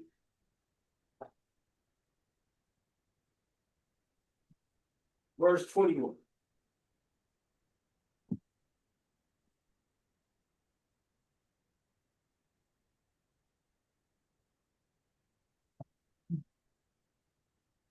All right. We got 1 Corinthians chapter 14, verse 21. I'll take it. Go ahead. 1 Corinthians chapter 14, verse 21. In the law, it is written. In the law, it is written. So again, Paul called Isaiah the law. Let's be clear, right? It ain't just the first 5 books. The law is also Isaiah, right? In the law, it is written. Go ahead. With men of other tongues and other lips will I speak unto this people. That's what you just read just now in Isaiah 28:11, right? But here we see he says, with men of other tongues, right? And other lips unto this people. So we're seeing you. God is going to be speaking to us, not just through the Hebrew, but with other languages, right? With Greek, with Aramaic, with Latin, right? With English. All of it, right? So the Bible translated to these different languages for Israelites that are scattered all over the place. So with men of other tongues and other lips will he speak unto us, specifically this people. Go ahead. And yet, for all that, will they not hear me, saith the Lord. And for all that, is it not so? So where do we stand right there? Stiff man. What's it again? Where is standing is already there because my sheep hear my voice. If we not, That's Christ's time. He's quoting Isaiah. right? Mhm. So when Paul is quoting it, this now in the first century. Isaiah goes back to the 7th century BC. Mhm. Paul now in the first century, Mhm. right? Wow. So he's saying in the first century because Paul is going out and Paul is trying to talk to Israelites, Right. right? Scattered abroad. Started abroad, right? Mhm. And he's telling them, God's going to speak to you in different languages, right? Because some Israelites spoke Greek, Huh. right? Huh. Some of them spoke Aramaic. Some of them spoke the Hebrew too, right? Scattered abroad, yeah, all languages. Some of them spoke Latin, Mhm. the Roman language. Mhm. Mhm. He's speaking to them in different languages. Paul is saying, hey, you know, speak to you in different languages. He says, but still, y'all not listening. Mhm. Y'all not going to hear. He said this is what was quoted back in Isaiah, right? That this is going to happen. So when he's quoting it, this quoting is being fulfilled in the first century. That's what's going to happen. We have a language thing here that's going on. I want to go back to Isaiah. What we what? See, it's important for you to pull it when the apostles quote it, because you're going to find out that it says a little bit differently. You get a little better understanding of the Isaiah they had. The Isaiah that Paul had, don't say this right, don't say of stammering lips and another tongue. There's more to it. He said of men. See, when they're quoting, we can see that they had a different Isaiah with more to it than what we have today. Right? Wow. We can see that stuff is being redacted. It's being changed, it's been pulled off. Right? People don't pay attention to these things. They don't see these nuances in the text. So when you put it all together, you begin to find out what's being taken off, what's missing and stuff. Right. And get a better understanding and try to get back Right. what we have. Wow. This is done purposely. And That's what I'm telling you. They changed the New Testament to make it look like Paul is going to non-Israelites. They changed the meaning of definitions and changed things to make it, because how would it make any sense if it says clearly that Paul went to Israelites only? How do I include, if I'm not an Israelite, how do I include myself in this thing here now? I have to change it to make it look like it's including everybody else. I have to change it. right. But there's still enough left in here. You can clearly see it's to one people only. Right. Right. You can look and you can see it. Yeah. From Genesis to Revelation is consistently a book about one people's history. Is it not? Yeah. Yeah. That in itself is telling you something. Right. Why is it not focusing on other nations' history? It isn't. Only when they come in contact with Israel do you hear about them. Go ahead, brother. Do you believe the people that you're saying that changed it to fit their narrative in the New Testament? Do you believe that they understood that the original Israelites were black? Yes. Okay. The text clearly says so. The text clearly says so. But they are so-called white people. They know that, but if they do that, it makes it worse for them, as well as the fake one as well. So I gotta keep that lie going, but I've still gotta then change it to include myself. Wow. Yeah. Twisted. Wise to do with. Yeah. Wow. Again, if that's not the case, the thing about it, they changed certain things, but certain things they didn't change. Showing you the Lord is like, no, you're gonna change certain things, but there's certain things I ain't gonna make you change. Right. So that the people that's working with me and keep my commandments, they gonna see it. They gonna see it. It's there. There's enough there for them to see it. Right. That's why we have to pray for the spirit of understanding. Yeah. I mean, the focal point is if Christ said he came for Israel only, and the argument is done right there. Because if he didn't come for you, how do you get yourself in there? And that's something he would clarify. That like that's gonna be clearly, no matter which way it's coming from, that's gonna clearly be said. Yeah. Come for the lost sheep to the house of Yeah. Israel. I like that because you can be as confused as you want to be, but I'm clear about what I'm saying. We clear about it. We again with the use the words of the Messiah, and he clears it up completely. If you look into what Christ is saying and the apostles is doing, you can clearly see they're targeting one people and they're not for the other people. There's no way if he's like that, he can't call a woman no dog. Right. Ain't no way he would refer to her for her like that. There's no way the apostles are telling Christ to send her away. Right. There's no way they talk like that if they're trying to get everybody. Right. You don't talk like that trying to get everybody. It doesn't make any that don't make no sense to me. I'm like I don't know how y'all is saying this stuff. He said It don't add up. it ain't good to give away Israel bread, Yeah, then he said it isn't right. right? And he cashed it. If I'm here for you too, why am I calling you that? Mm-hmm. Passing you. Why am I referring to you like that? Why am I saying it's not right for me to take what I have for Israel and cash it on to you? It should be no, it is right because I'm here for you too. I mean, it ain't adding up. It's not adding to me. It ain't adding up. It ain't adding up to me. Not just to me. It's not adding up. It don't make no sense to me. Your bread I'm is here your for all of bread. you. I'm here for all of you across the Right. board. Right. I make no distinction at no point. Right. Right. And see, that's beautiful because you understand both sides of the argument. That's beautiful. A lot of people just come with this one track mind and can't see both sides. Yeah. Yeah, I gotta see think both they sides. see things, but what they do is they dismiss it because I have to keep my narrative going. I gotta need my narrative going. But again, it's okay.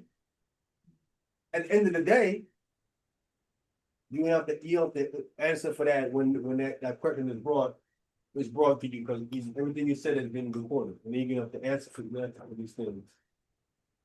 And I hope you have a good answer. Back in Isaiah chapter 28, right? Now we in verse 12. Come. So we see he's using the other languages to speak to Israel, and that has been fulfilled. Right? That has been fulfilled. Go ahead. Verse 12. To whom he said, Yes. this is the rest wherewith ye may cause the weary to rest. This is how you're going to cause them to rest, the weary. Go ahead. And this is the refreshing. This is going to refresh you up. Go ahead. Yet they would not hear. They don't want to listen. Right? We know Ephraim don't want to listen because they drunk. Then they have the priest and the prophet drinking. Right. They drunk. Right? And even today, that's why a lot of people don't listen because they're Drunk. drunk. Wow. They're drunk. Go ahead. Verse 13. But the word of the Lord was unto them perfect upon precept upon precept. See, right here, it repeats it again. See, here it isn't in a mocking thing because it says, but the word of the Most High, Yahweh, was unto them. This is how it came unto them. Precept upon precept. Go ahead. Precept upon precept. Precept upon precept. Line upon line. Uh-huh. Line upon line. Here a little and there a little, that they may go and fall backwards and be broken and snared and taken. Right. So if you don't understand it and put it together like this, you're not going to get it. You're going to be snared and trapped. You're going to go backwards. You're going to be broken. Right? And you're going to be taken.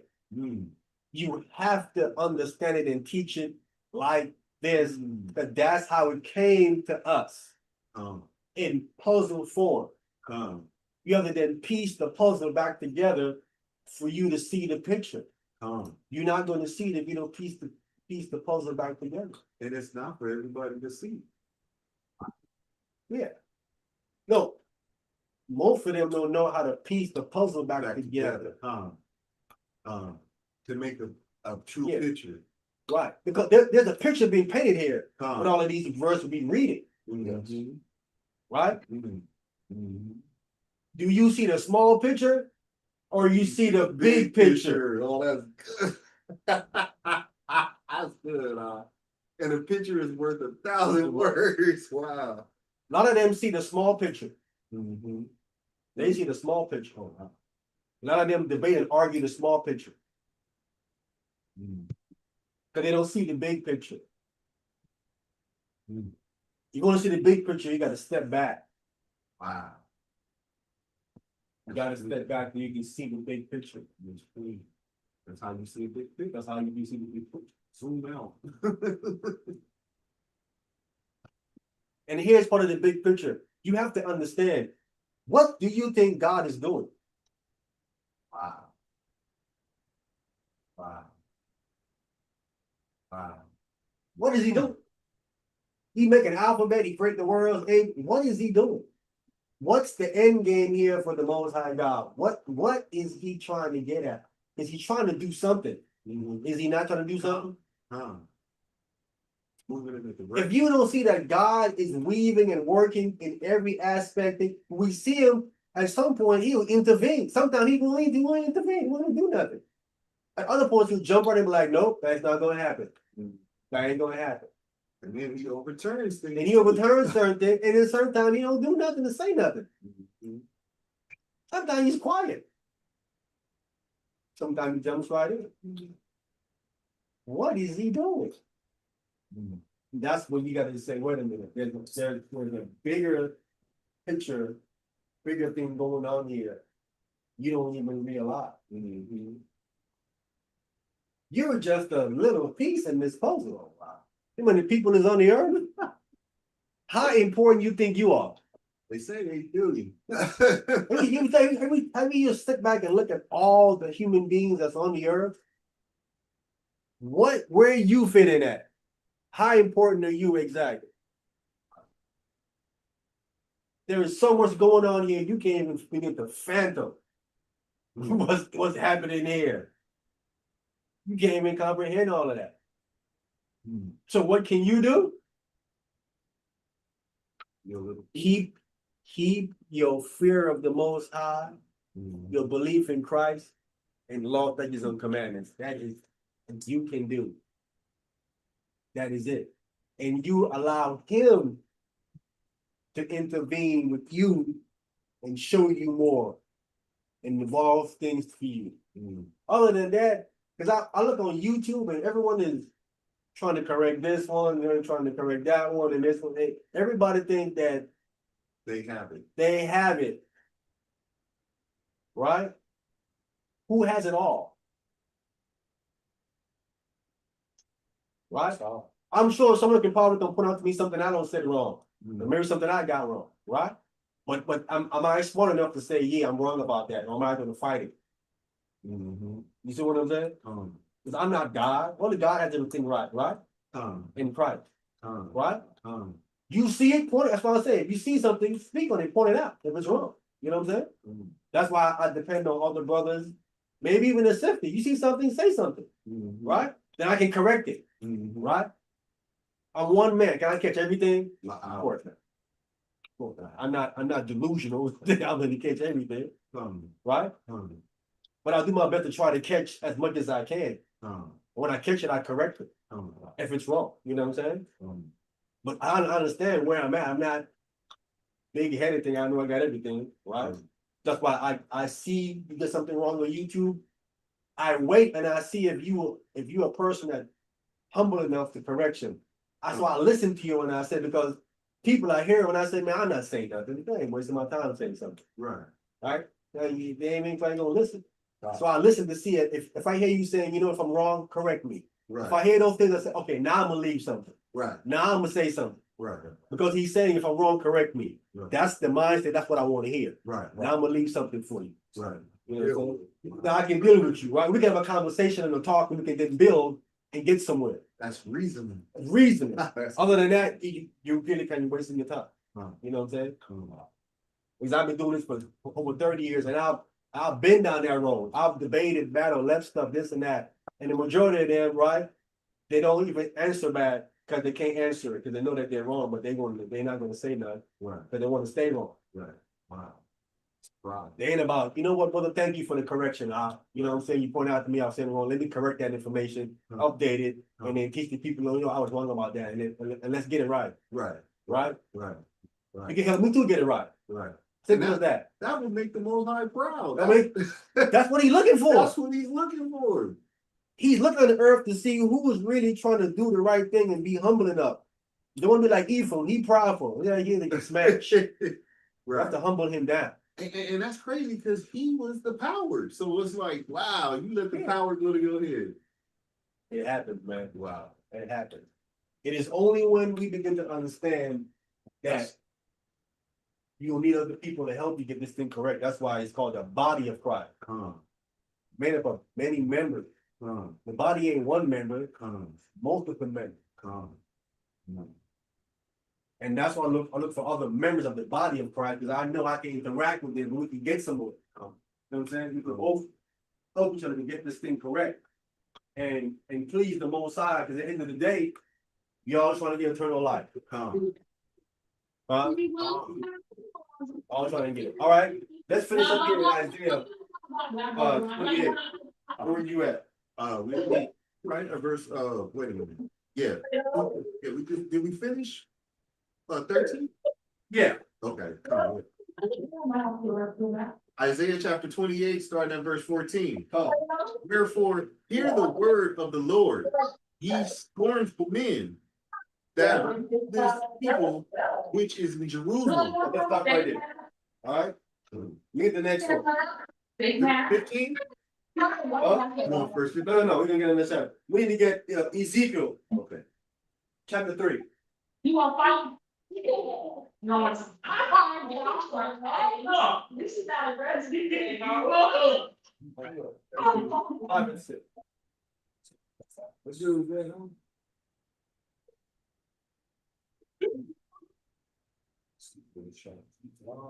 But I don't want to see two. Go ahead. First one. Let me get some context. First one. First one. Feel what? I'm scared. Chapter 3. Verse 1. No, you not.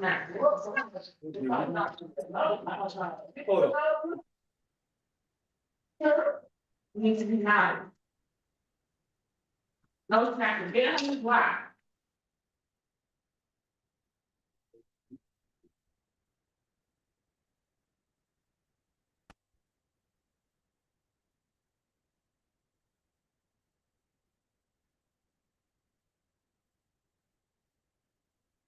Go ahead, brother. Ezekiel chapter 3, verse 1. Moreover, he said unto me, Son of man, eat that thou find filled on this funny, and eat this roll, and go speak unto the house of Israel. You eat what is fine, you will speak to the children of Israel. Go ahead. So I opened my mouth, and he caused me to eat that roll. He caused me to eat this roll, right? Today they would call it a book. But back then it was like a roll. That's how they did it. All right. He was on a roll. Or a scroll. Right. Eat it means understanding. Digesting. Go ahead. And he said unto me, Son of man, cause thou belly to eat, and fill thy bowels with this roll that I give thee. Then I did eat it, and it was in my mouth as honey for sweetness. It was in his mouth as honey as sweetness, right? It was eating it. This is spiritual, right? No one thing is eating a literal roll, piece of paper. Right. It's not eating it. It's a spiritual, right? So for the physical counterpart, there's a spiritual counterpart, right? Being a spiritual counterpart, right? Go ahead. And he said unto me, Son of man, go get thee unto the house of Israel, and speak with my words unto them. And speak with my words unto them. So we see that the roll is his words, not nothing physical. It's the words of the Most High that he ate, right? Go ahead. For thou art that art not sent to a people of a stranger speech set up in a hard language, but to the house of Israel. right? So the point here is that he's not sent to a people of a strange speech, right? So Hebrews in a strange speech, it says, and of a hard language. See, Hebrew is not a hard language to learn, right?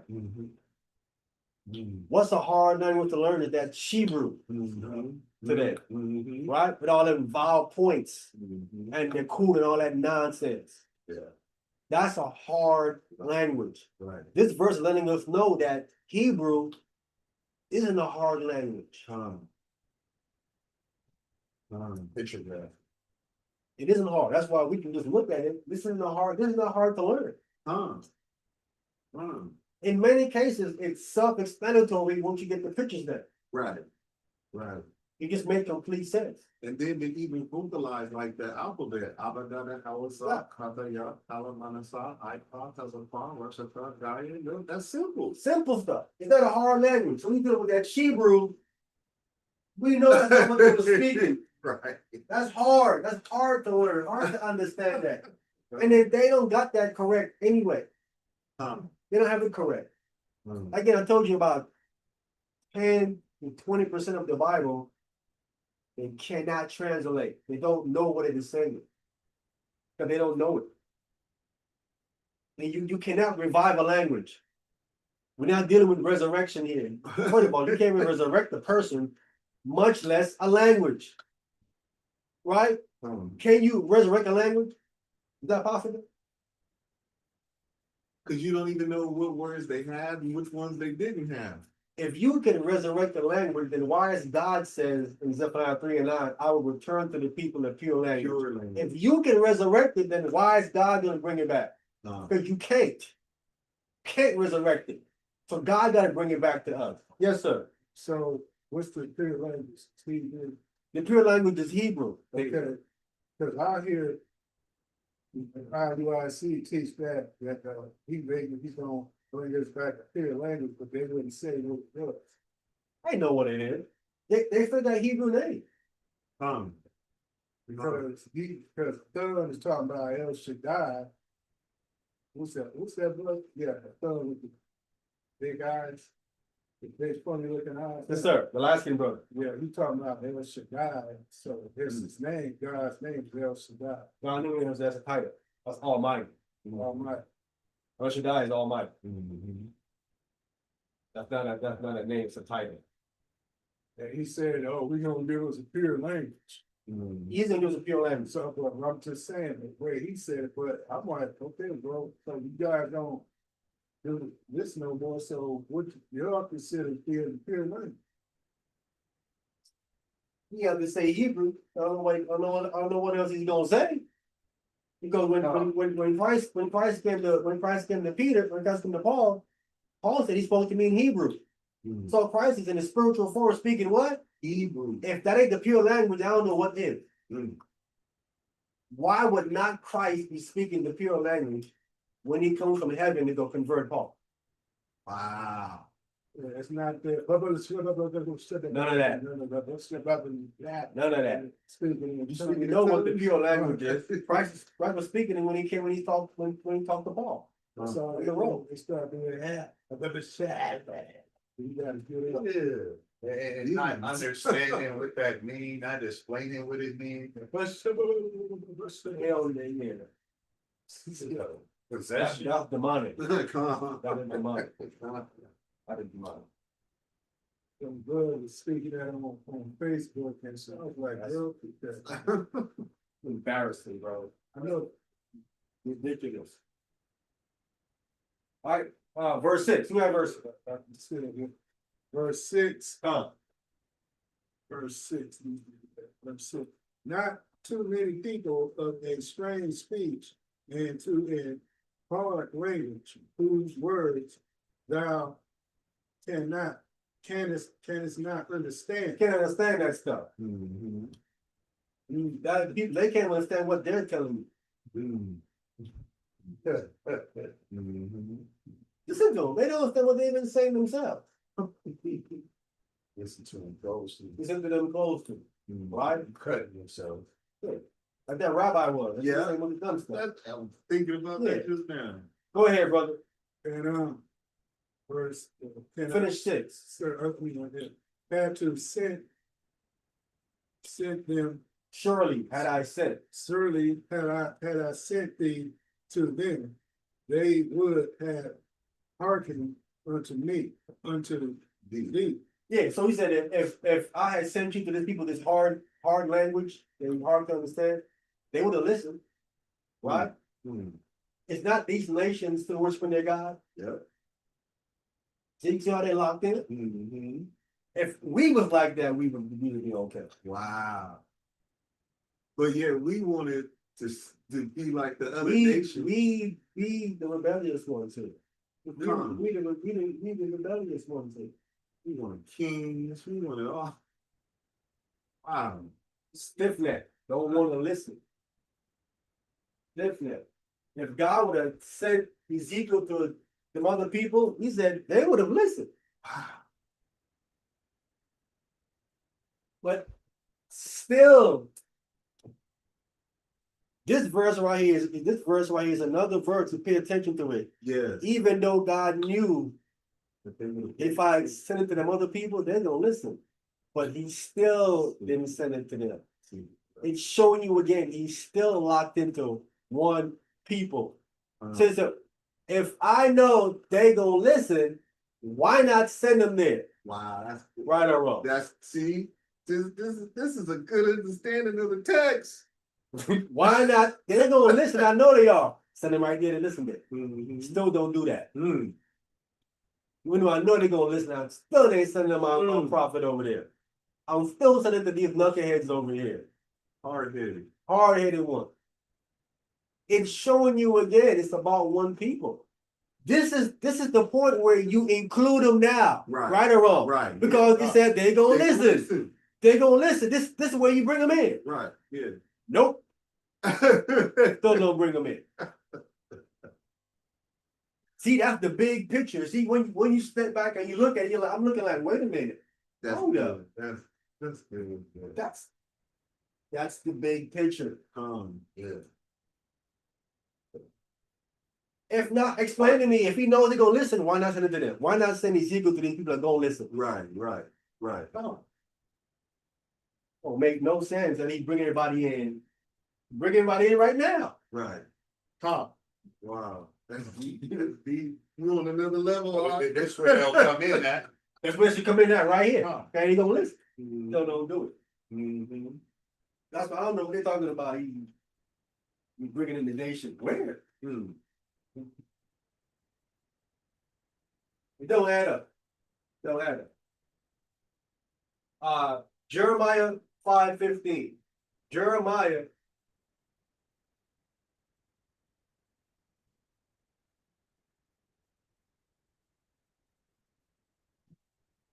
Chapter 5, verse 15. You know, wonder they want to keep us out these Bible reading. Hold on, like, man, that's us, bro. I can't. Even probably ignorant back then, like, yeah, that's us. So they do pay certain Christians, Well, they know. preachers to pay off to teach it a certain way. Huh. Then they say, well, go home and read it, knowing they ain't for the. They don't sound like they mean it when they say that, though. He said Jeremiah chapter 5, verse 15. Yes, sir. Now I was getting ready to say, where was faithful to God and him being hard in his own teach? Oh, he was in the world. He was in the world. Mm-hmm. Them do Johnny come late. They Johnny come late. They came in like 2010, 11. That's when these guys are coming in. These guys are young too. They ain't even been around long enough. Yeah, he looked young. They still on milk. I said faithful to God. Yeah, he's still on milk. I debated him on my C game. I wasn't even ready to debate him. Like I just came out the street, getting rid of the tussle with my neighbor. He talking smack. We about to throw them things in the street. Right? I forgot I even had a debate. I'm ready to throw them things in the street with this dude talking smack. So he don't want to do nothing. I say, all right, also. So I leave there, come straight in the house, right? Cause sound hit me, sound like, hey, yo, you ready? I'm like, oh man. So I come straight in the house and I gotta come off, I gotta calm myself all the way. Listen, I'm on 100. You know what I'm saying? I'm on 100. So I gotta calm myself all the way down to get into debate mode. And I'm still not all the way down. I'm still trying to come off of that. And I debate him. Who is salvation for? And he loses bad. Now, if I can beat you, and I'm like, think if I'm all the way down and locked all the way in. I told him, I said, yo, run it back. I said, maybe you had a slippage. Maybe you wasn't on your game. Right. But I wasn't on my game, right? But I still won, right? Right. I said, run it back. Think you want to run it back? No. No. Because if that's your C game, what you gonna do when you on your A game? I told him, I said, well, I beat you. I was in my C game. I said, and what I found out since we debated, I said, you really ain't in competition right now, really, because if you step on the ring, you really gonna be worse for you. Because I found out more stuff than I had back then to prove that salvation is only for Israelites. I find that more. What he was trying to go to. Huh? What he was trying to, scriptures he was pulling. He got them same old lame scriptures, right? See, his problem was, here's what he did, right? He tried to anticipate where I was going to go before I went there and try to cut those avenues off before I went there. But what happened to him was I didn't go to those places. I didn't go to those places. So when he's doing his rounds and stuff, right? Because I went first, right? I went first and I was boom, right? So when he thinking, okay, when I come back, I'm gonna go here, and here. And I'm hearing him like, what is this dude doing? I'm like, I'm not gonna use that. I'm not using that. I'm not using none of that. Like these guys at the debate, they keep assuming where they think I'm gonna go and try to cut that off first. What happened? The reason why they lose is because I don't go there. I come with something brand new that they never heard before, and then they can't even answer. That's cheating, knock. I want to, but they're not taking the book serious. They too one-dimensional. Right? If you one-dimensional, you really gonna win from the debate. You have to have multiple ways of coming at this thing. like you started with the preset. Yeah. Line upon line, here a little, I can go here a little, there a little line, all over the place. Right? He trying to break that down. Huh? That line upon line here a little. Yeah, no, he's trying to say that that's how you read the Bible, right? So he's trying to say that we were taught wrong. I said, let's debate it publicly.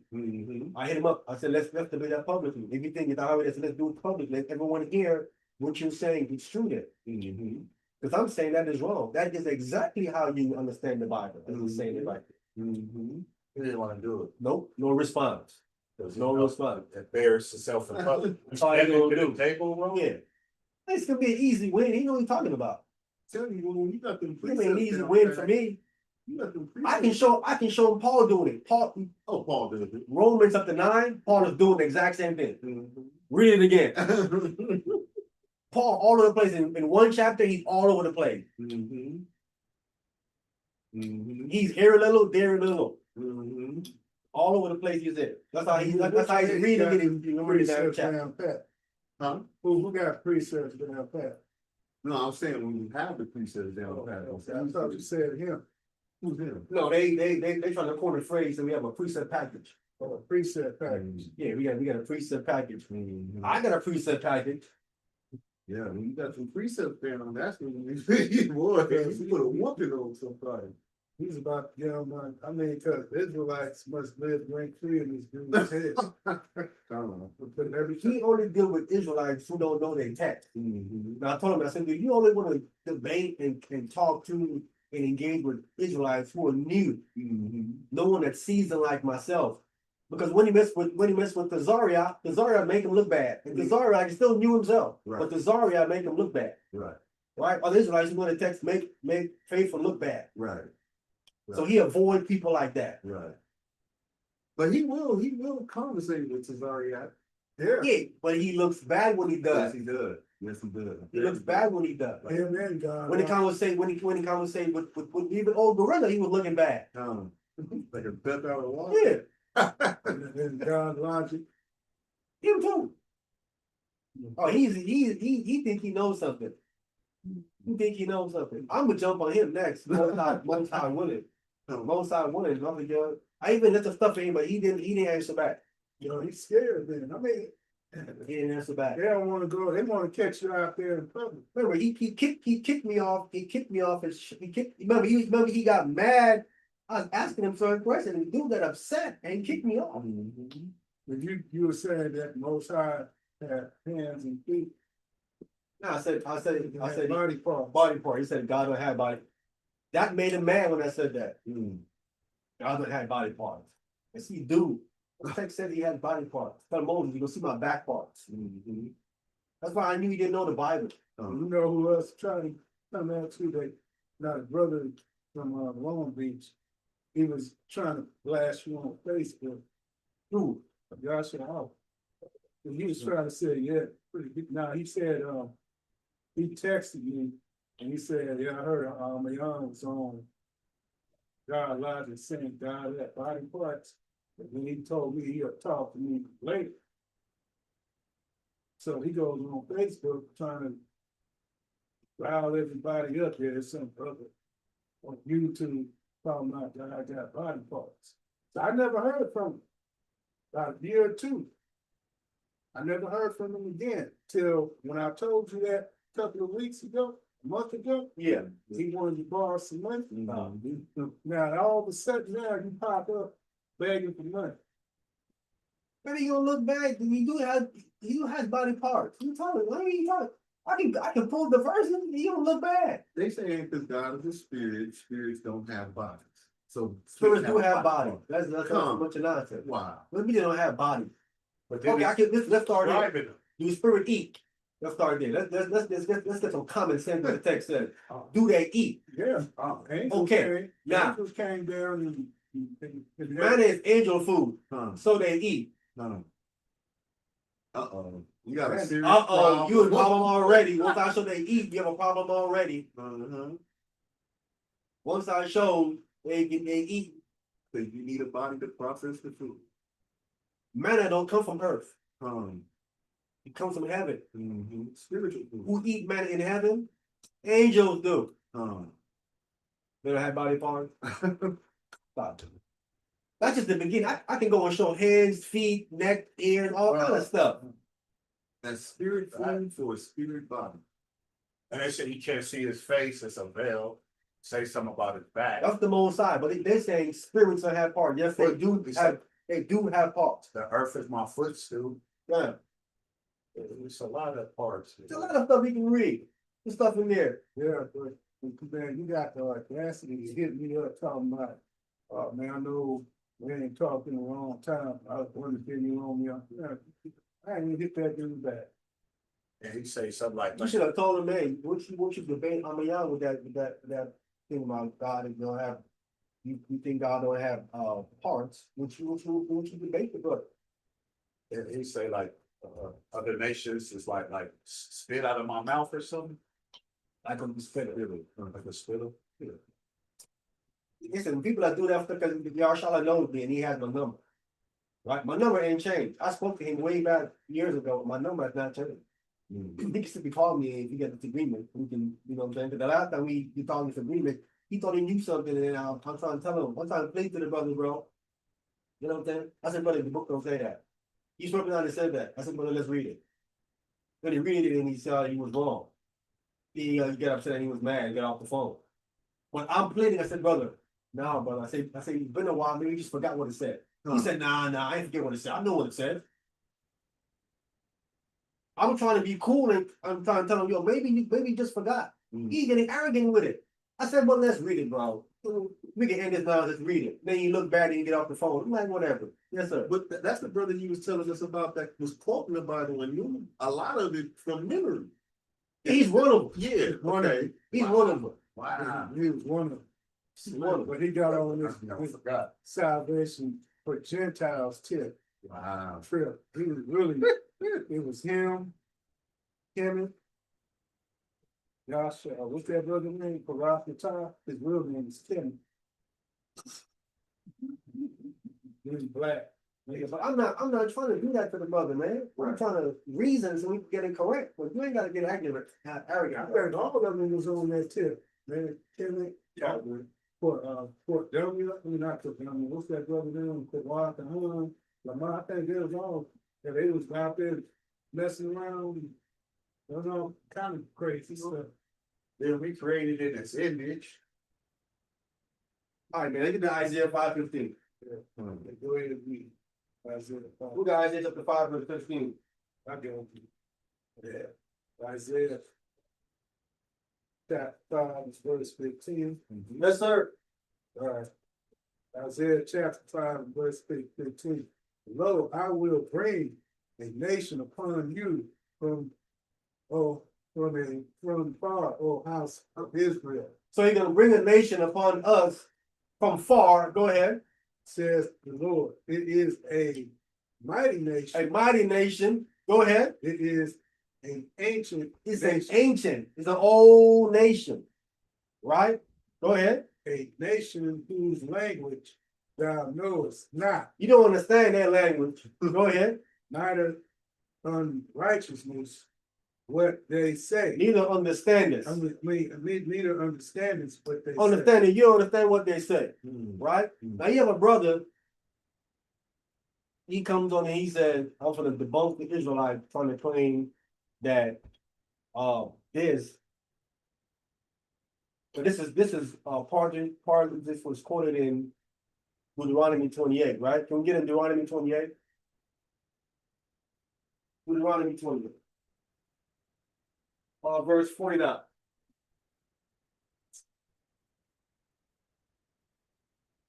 Deuteronomy 28, verse 49.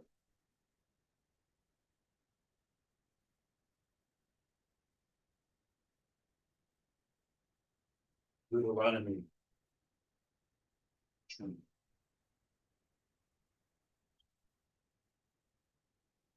You have a lot of these new brothers, right? And they want to come over and say they want to debunk us on this Isaiah 28 thing that just prove that we're the Israelites, and they're trying to prove that we're wrong about What certain about that, about we're wrong about certain things. Deuteronomy 28 verse 60, and they love to that. They don't understand the text, but they try to. This brother was saying that we had this wrong, right? Can we read in Deuteronomy 28 verse 49? So Go ahead. Deuteronomy chapter 48. No, Deuteronomy chapter 28, reading that verse 49. Come, The Lord shall bring a nation against thee from far, come. from the end of the earth, as swift as an eagle flieth, a nation whose tongue thou shalt not understand. So the brothers was saying that this is Esau, right? We bring Esau against us from far, right? So the brother's saying to refute what we're saying, he said, no, y'all got that wrong. And the way he said we got that wrong is because he says, we know Esau's language. He says, Esau's Hebrew like you. He said, he's speaking Hebrew like you. He said, but the verse here is saying, it says, it's a nation, it says, whose tongue you don't know. He says, how is it to be Esau? He said, but Israelites know the Esau language. All right? So that's his refute. But this is the problem when you don't read enough. When you don't read enough, this is the problem.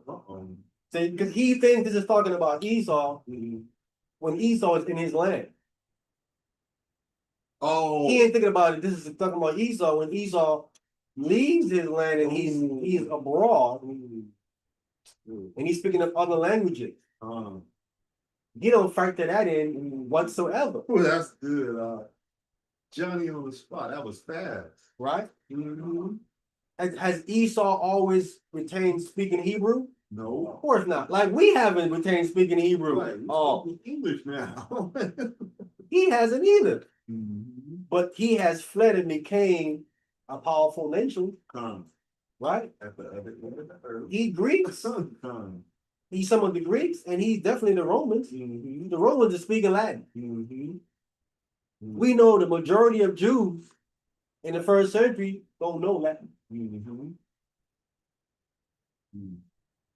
Don't know that for sure. Mhm. We can factor it in there. It will be fulfilled there, would it not? Wow. And the Roman standard is the eagle. Right. As it says right here. Right. Swift as See, we can find somewhere to start it in. Uh-huh. His refute, because he don't read enough or know enough, he say things ahead of time. That's what I told. I said, bro, come on, man. I said, you don't know enough yet. Yeah, that You eagle don't know enough yet. big giveaway. Listen, he didn't even know about Cain and Abel. He got Cain and Abel all wrong. So that eagle could still be for America, but if we. Right. Free- And for the White Roman. man, the Yeah. language you don't recognize the English, Facts. Hebrew, the. When they came for us in West Africa, we couldn't understand what they were saying, could we?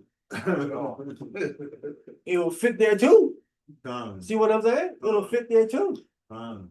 So this thing have multiple fulfillments in different places. You can slot them in. Wow. It ain't just one place, Done. right? Because earlier I talked about that there was a second Exodus. See that? Two. Yeah. So this can have two fulfillments. Right. Wow. Wow. Yeah. That's the big picture again. Wow. So you step back and you see the big picture here. Wow. G2 one dimensional. Yeah. Yeah. Your name Toby. My name Kunta. Wow. But that's how it is. You know what I'm saying? Wow. And I learned that early that you know what? You don't know enough Okay. to refute people. You don't know enough. You need to be reading. You need to read more and more. You don't know enough. Mhm. Right? I want to jump up and refute people early, but I learned, you know what? Can't do that. Right. You're gonna look bad. Right. You're gonna look bad because you don't know enough yet to come against these brothers. You don't know enough. Mhm. Mhm. People love to refute people. I don't think you don't start refuting nobody unless you have at least under your belt, you in your 20th year of constantly studying. Mhm. In your 20th year, you know a little something now. You can probably start to say a little something. Right? That's 20 years in though. Get a little 10 to 15, you still ain't ready yet. I know you think you are, but you're not. You're not. You're not ready yet. You don't know enough. You gotta have all you got, man, Jason, you gotta have your scriptures down, you gotta have your history down, your timeline down, your culture down. You have so much stuff under your belt down accurately, you know what I'm saying, to be able to say something. The geography. You gotta have all this stuff down. And you have to remember it correctly. Right? If you remember it wrongly, then you're gonna say something wrong, you're gonna look bad. You have to remember it correctly. You're doing a You gotta disservice. have everything down pat before you do anything. Yeah, and with all that you have done, what you're gonna have also, you have to be trying to teach people to edify. I'm not here to make you look bad. Right. I'm not coming in the spirit, I'm trying to make you look bad. Because then the most I don't like that. Yeah. He's gonna say, you have to learn, but I don't want you to use it to try to tear no one down. That's why when people learn these karate stuff, Right. they tell them it's for defense, Right. not for offense. Right. It's to defend yourself. I'm not teaching you stuff for you to go in there and beat people up. Right. Some folks will take That's it what I'm doing it for. Take it, they gonna try to beat somebody up, Yeah. get murdered.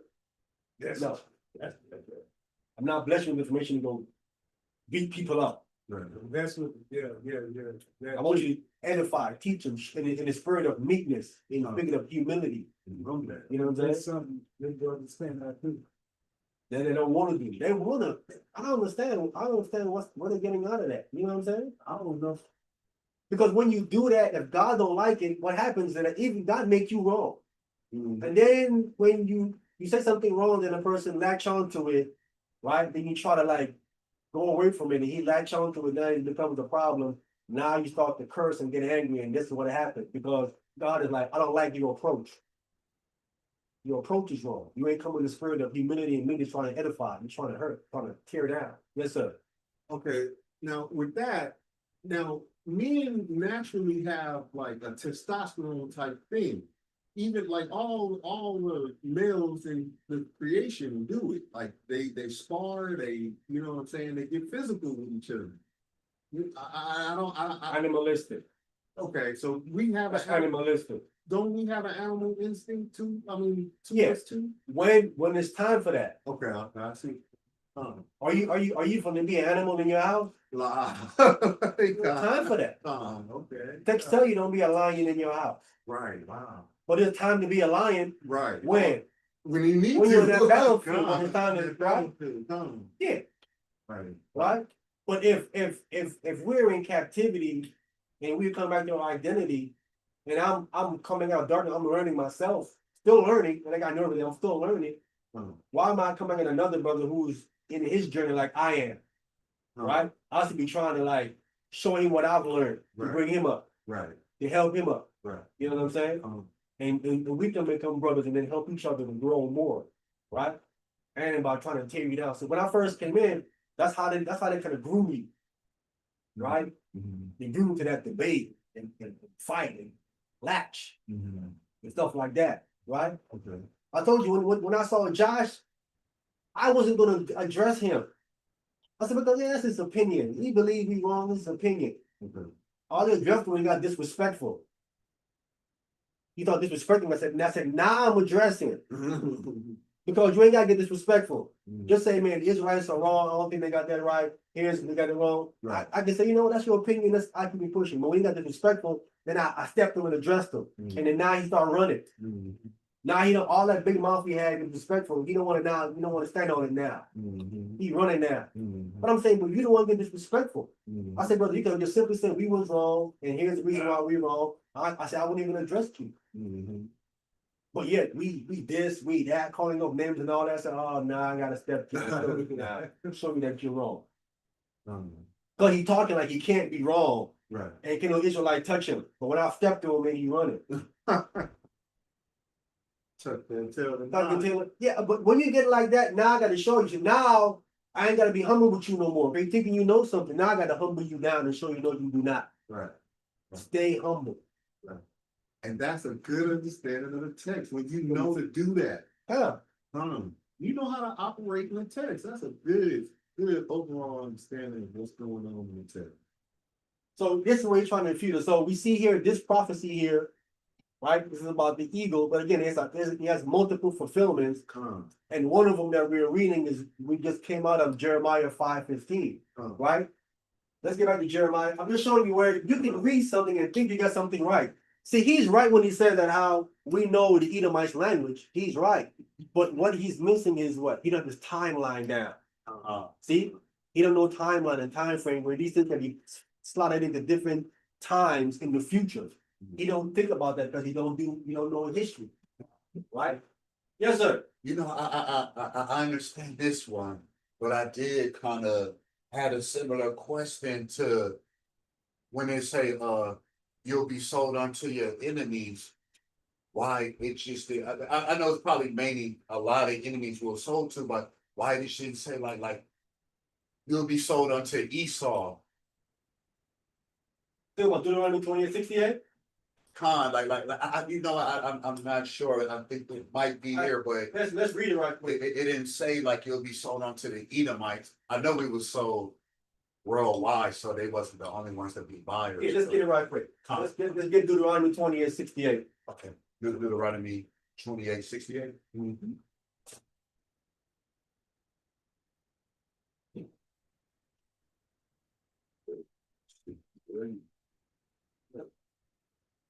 Got it? Yes, sir. Go ahead. Deuteronomy chapter 28, reading at verse 68.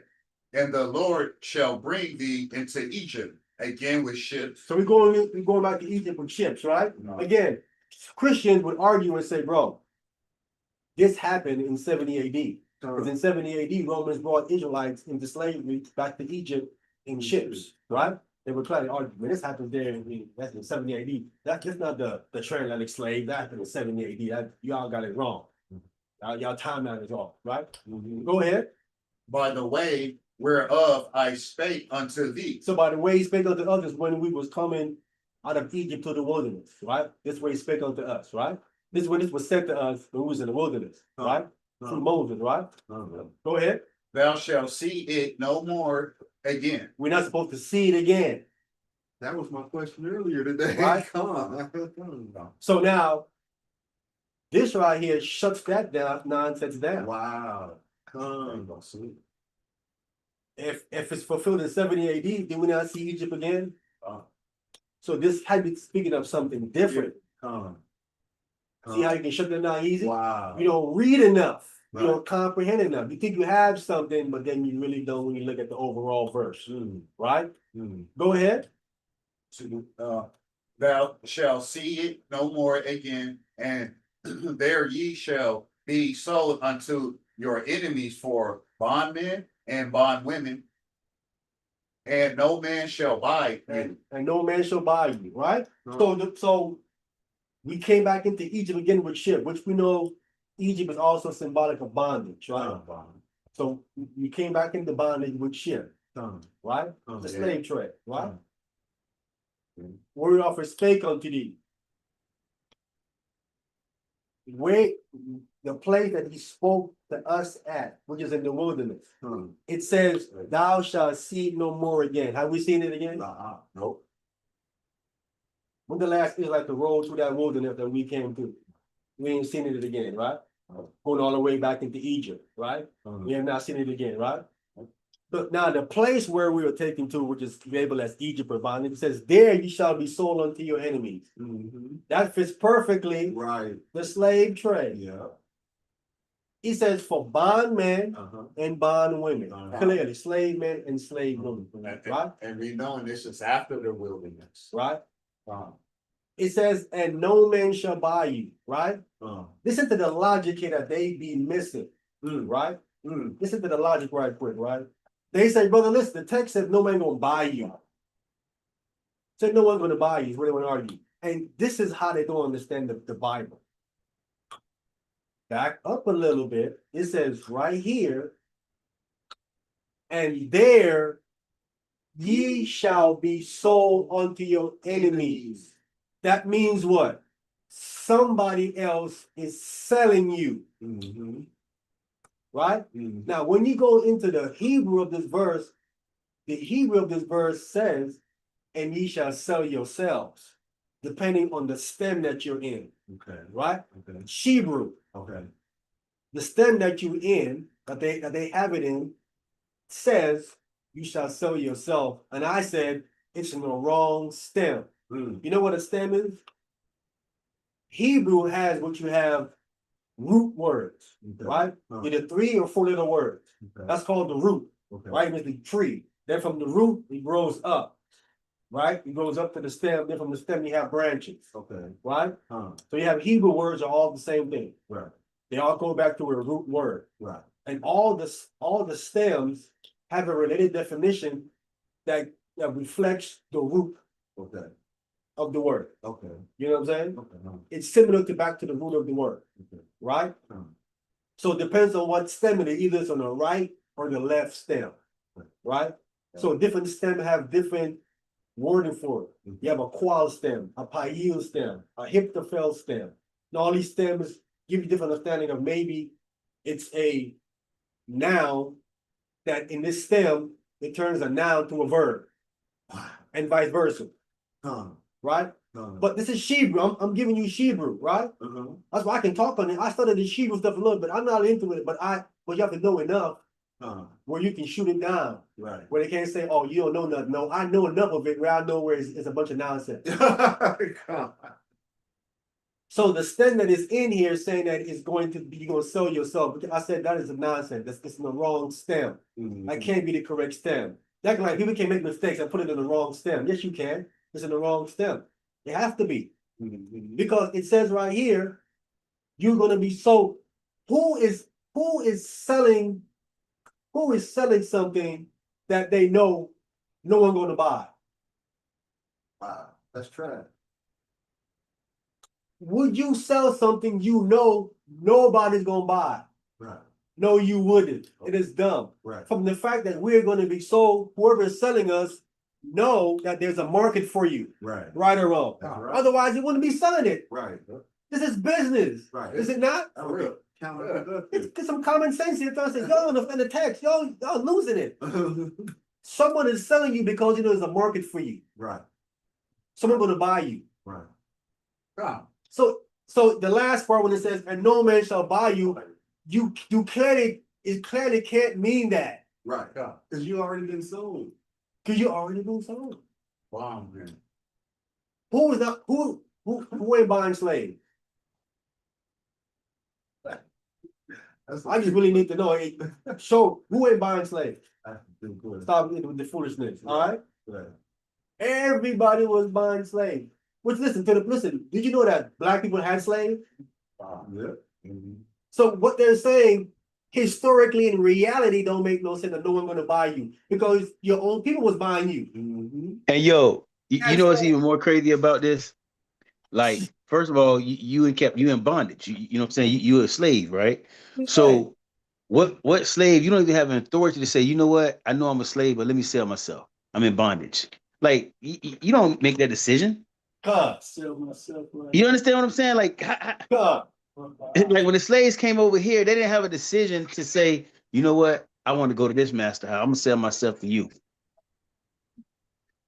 Like, then what price you putting on yourself? Why are you free? You understand what I'm saying? God. Mm. There's all that. You It's don't crazy. even know the language. You don't know the language either. How you gonna sell yourself? You don't know the language. Right. So yourself cheap. You gonna start talking, they're gonna say, what are you saying? Right. What are you saying right now? And then why would I even why let's say I'm a guy that's buying slaves and I got a whole bunch of slaves up here, right? Why would I let the slave try to bargain with me what your price is? Man, come over here. I'm getting you for Right. nothing. You know, like, come on. Right. But what It's they try to out here. say, what I heard brothers say is that there were so many slaves that they started killing them because the people didn't have enough. The slave masters, like when they were on the Egypt boat, they didn't have no more. They didn't have enough room for them, so they started killing them. And that's when they started saying, you know, we'll sell ourselves for nothing. You know what I mean? That's the mindset that these guys who teach that. That's what they start saying. Tell them prove it. They can't prove it. No, I can't prove it. I know Now, what I did. I mean, do you know about this? That it was a time period that we did go back into Egypt to fill the salt mines. You ever heard that before? I forget what that's at. It's not in the Bible, it's just history. That it was a time period where they did go back to Egypt, the Israelites, but they went back to fill the salt mines. I'll send that information. I forget what that was at. Wait a minute. Do you know what time that was? It was way after. It had nothing to do with. It was way after. Matter of fact, I think it was before 70 A.D. In fact, Before 7 we went to the salt mines? yeah, they went back into. Hold on. They went back into salt mines to fill the salt mines in Egypt. And it was before 70 A.D. Oh man, I had to find my notes on this. I don't know. Yeah. I had to find my notes on this. Yeah. Because you mean they went to the salt mines to collect salt, or you talking about to go work in the mines? To work in the mines as slaves and then indentured servants, so to speak. Well, who brought them back to the salt mines as slaves? They saying the Egyptians did, according to this source, but What's the nonsense? definitely. Man. Nonsense. It wouldn't be Egyptians. That's what I know it wouldn't be. It wouldn't be Egyptians because at that time, before 70 AD, we have the Assyrians. The Egyptians was down. They was prominent around the Assyrian Empire, but after the Assyrian Empire, that was it. You come to Nebuchadnezzar, if you know the Bible even tell you, Nebuchadnezzar went down here and shut Egypt down. Shut that all the way down. So I know what you're talking about. So I'm talking about that. Nebuchadnezzar shut that down. The Persian and Medes, even worse. Wow. They don't know no history. Fact check me. The Persian, listen, the Egyptians hated the Okay, I'm Persians. gonna send it to you. I'm gonna send it to you. Hold on here. Let me The see. Egyptians, listen, the Egyptians hated the Persians so much. Fact check me. They welcomed Alexander into Egypt. Fact check me. This is true. This is true. That's how That's much true. they hated the Persians. they welcomed Alexander into Egypt. Listen, why do you think he's buried in Egypt? Alexander, he's a Macedonian. He should be buried in Greece, shouldn't he? Yeah. He isn't. He's buried in Egypt. They deified him when he came in there. They turned him into a pharaoh, and he's a foreigner. Yes, sir. Ain't it the one that blew the Sphinx nose off? No, that's Napoleon. Napoleon, okay. Yeah, okay. But I'm just saying, they welcomed him in. They made him a pharaoh. That's why he's buried in Egypt. He welcomed. I know it ain't Egyptians. The Egyptians wasn't in the power to bring us into no. They couldn't bring us into no type of slavery. Listen, we had a colony in Egypt in Elephantine, right? The Israelites that was in Elephantine in the colony, they were warriors. They had in Elephantine is the border of defense. Why would you put Israelites at the border of defense? Because they're a bunch of warriors taking the over the defend. gate. So they didn't have them Israelites in those salt mines. They defended the country. So I got to see this information because I know Egypt Yeah. is prominent. If it's Egypt, you must means that's They the- say it was Rome. That's That's what Rome. I remember they were saying that the Romans done it. That's what they were saying. The Romans had done it. Well, that would have to be 70 AD then. Yeah, I think I misspoke. I think Okay. it was in 70 AD. Okay. It was, yeah. They're around that time. Yeah. You I have, had to find them notes though. you have to have all these elements under your belt timelines and remember them correctly. Yeah. But it's a That's lie why- anyways. No, it can't be that time. I know it couldn't be that time. Has to be. That guy, the white boy, he the one brought it out, but he got it from somebody else though. You see what I'm saying? Yeah, I need the sources on that because I mean, I did a lot of history. I ain't came across that yet. We was thinking back to the salt mount. I don't remember that. I don't Yeah. I don't remember that. I ain't saying it's impossible. I need to see the information because Israelites ran a lot of Egypt. If the Israelites ran the shipping trade in Egypt, a lot of people don't know that.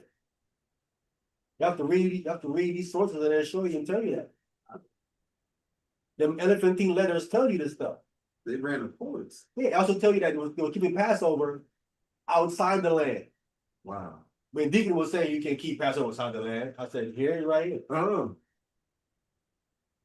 They're keeping Passover. Listen, keeping Passover outside the land for over 50 years. Outside the land. See, because you don't know enough history, so he says stuff that you think you know. That's why I said, if you ain't got 20, 25 under your belt and have a lot of historical research and study, you don't know what you're talking about. Somebody's gonna come and cut you. They're gonna say, no, what about this right here? Man, it's a lot of reading. I'm telling you, it's a lot of reading. But it's worth it that you can speak on things. You know what I'm saying? And have confidence in your And that confidence, but at the same time, listen, even though it's all that research, you still gotta be humble to say, hey, someone show you wrong, you know, brother, you wrong, you're right about that, I'm wrong about that. You can't be no, you can't be wrong. That's when you go wrong again. They teachable. Stay learning, keep updating your information, you know what I'm saying? Get better at it, showing up different things and growing in your information. And whatever you find wrong, you correct your mistake. You know what I'm saying? Build from here, continue to go. You gotta continue to go and go until it's time for you to die. Right? You're always learning, right?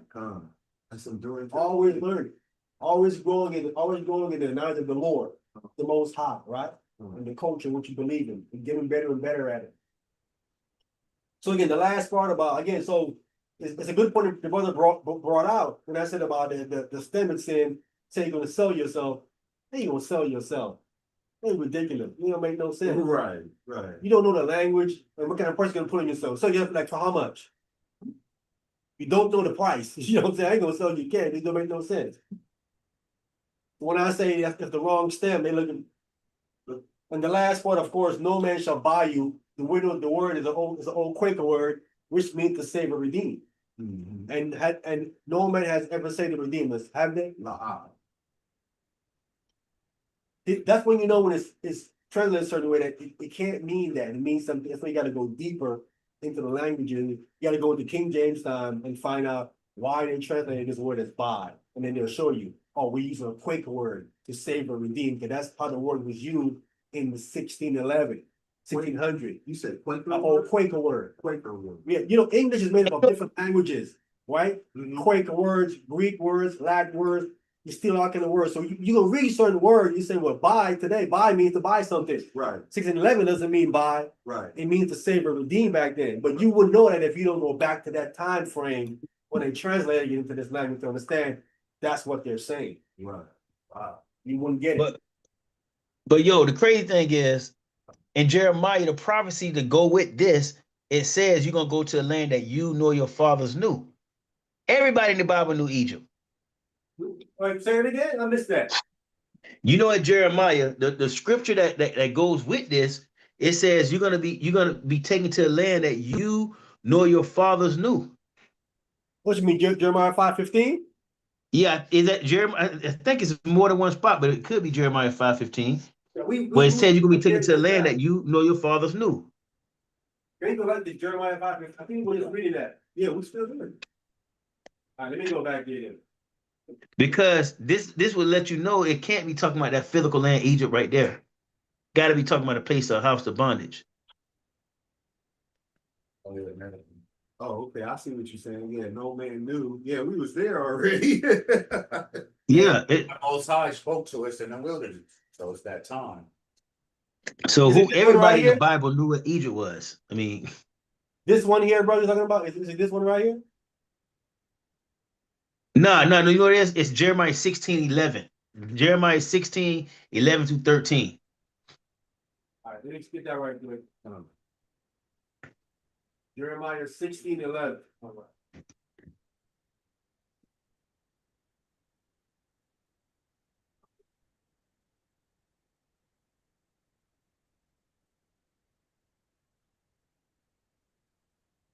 All right, who got that? I got it. Go ahead. Jeremiah chapter 16, verse 11. Then shalt thou say unto them, because your father hath forsaken me, saith the Lord, and have walked after other gods, and have served them, and have worshipped them, and have forsaken me, and have not kept my law. Go ahead. And ye have done worse than your fathers, for behold, ye walked every one after the imagination of his evil heart, that ye may not hearken unto me. Go ahead. Verse 13. Therefore I will cast you out of this land into a land that ye know not, neither ye nor your fathers, and there shall ye serve other gods day and night, where I will not show you favor. Right. So I always thought that this would be like the fulfillment of when we, got cast out of the land and he spread us through, like brought us to America and stuff like that. Would that scripture fit that? Oh, definitely, yeah. Definitely. This part with this Yeah. part of the land we don't know. Right? Yeah. The land. Because it's like, bro, like everybody in the Bible knew Egypt. You know what I'm saying? So how do these brothers try to say there's no way around it? They can't get around that we got taken to another land like America or like even Brazil. You know what I mean? There's no way around it. Definitely can't be talking about Egypt. Go ahead, Tony. Moses didn't know the land, They know what land. Israel. He seen it. He didn't go in, but he seen it.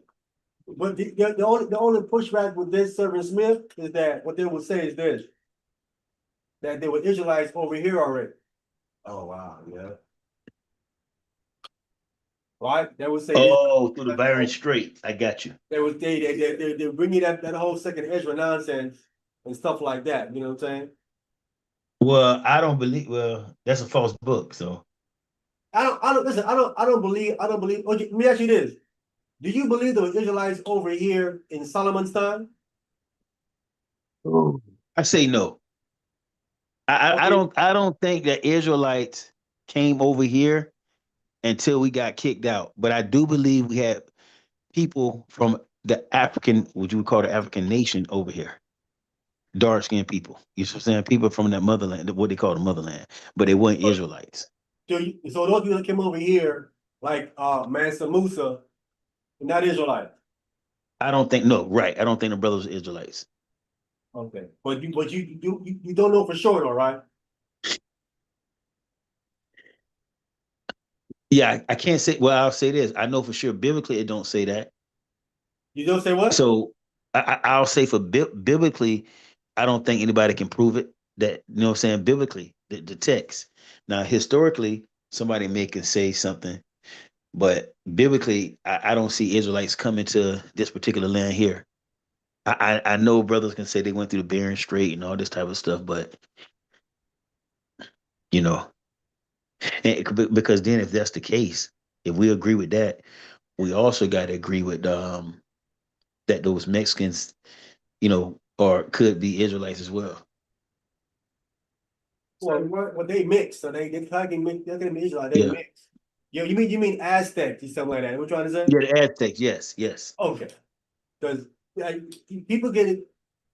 Mexicans are not Aztecs. You agree? Correct, the Aztecs. Okay, Correct. You're all right. right. They're not There you Aztecs. go, there you go. Okay. Yeah, the Aztecs. Correct. You're right. Come. Well, Mexicans were probably around when Aztec was, No, it wasn't. or way after. Mexicans are Okay. offspring of Spaniards and raping certain women, Aztec women. They didn't get into the 15. That's who they are. Where the word Mayan come from? That's another word. That's another indigenous people that's a little Mayan. further down. Olmecs, Hopis, Incas. They go back into like into Belize and further down. The Belmopan and all the places there, you get the Maya, Salvador, Incas, Panama. Tom, Okay. the other places there, Tom. Now, Aztecs.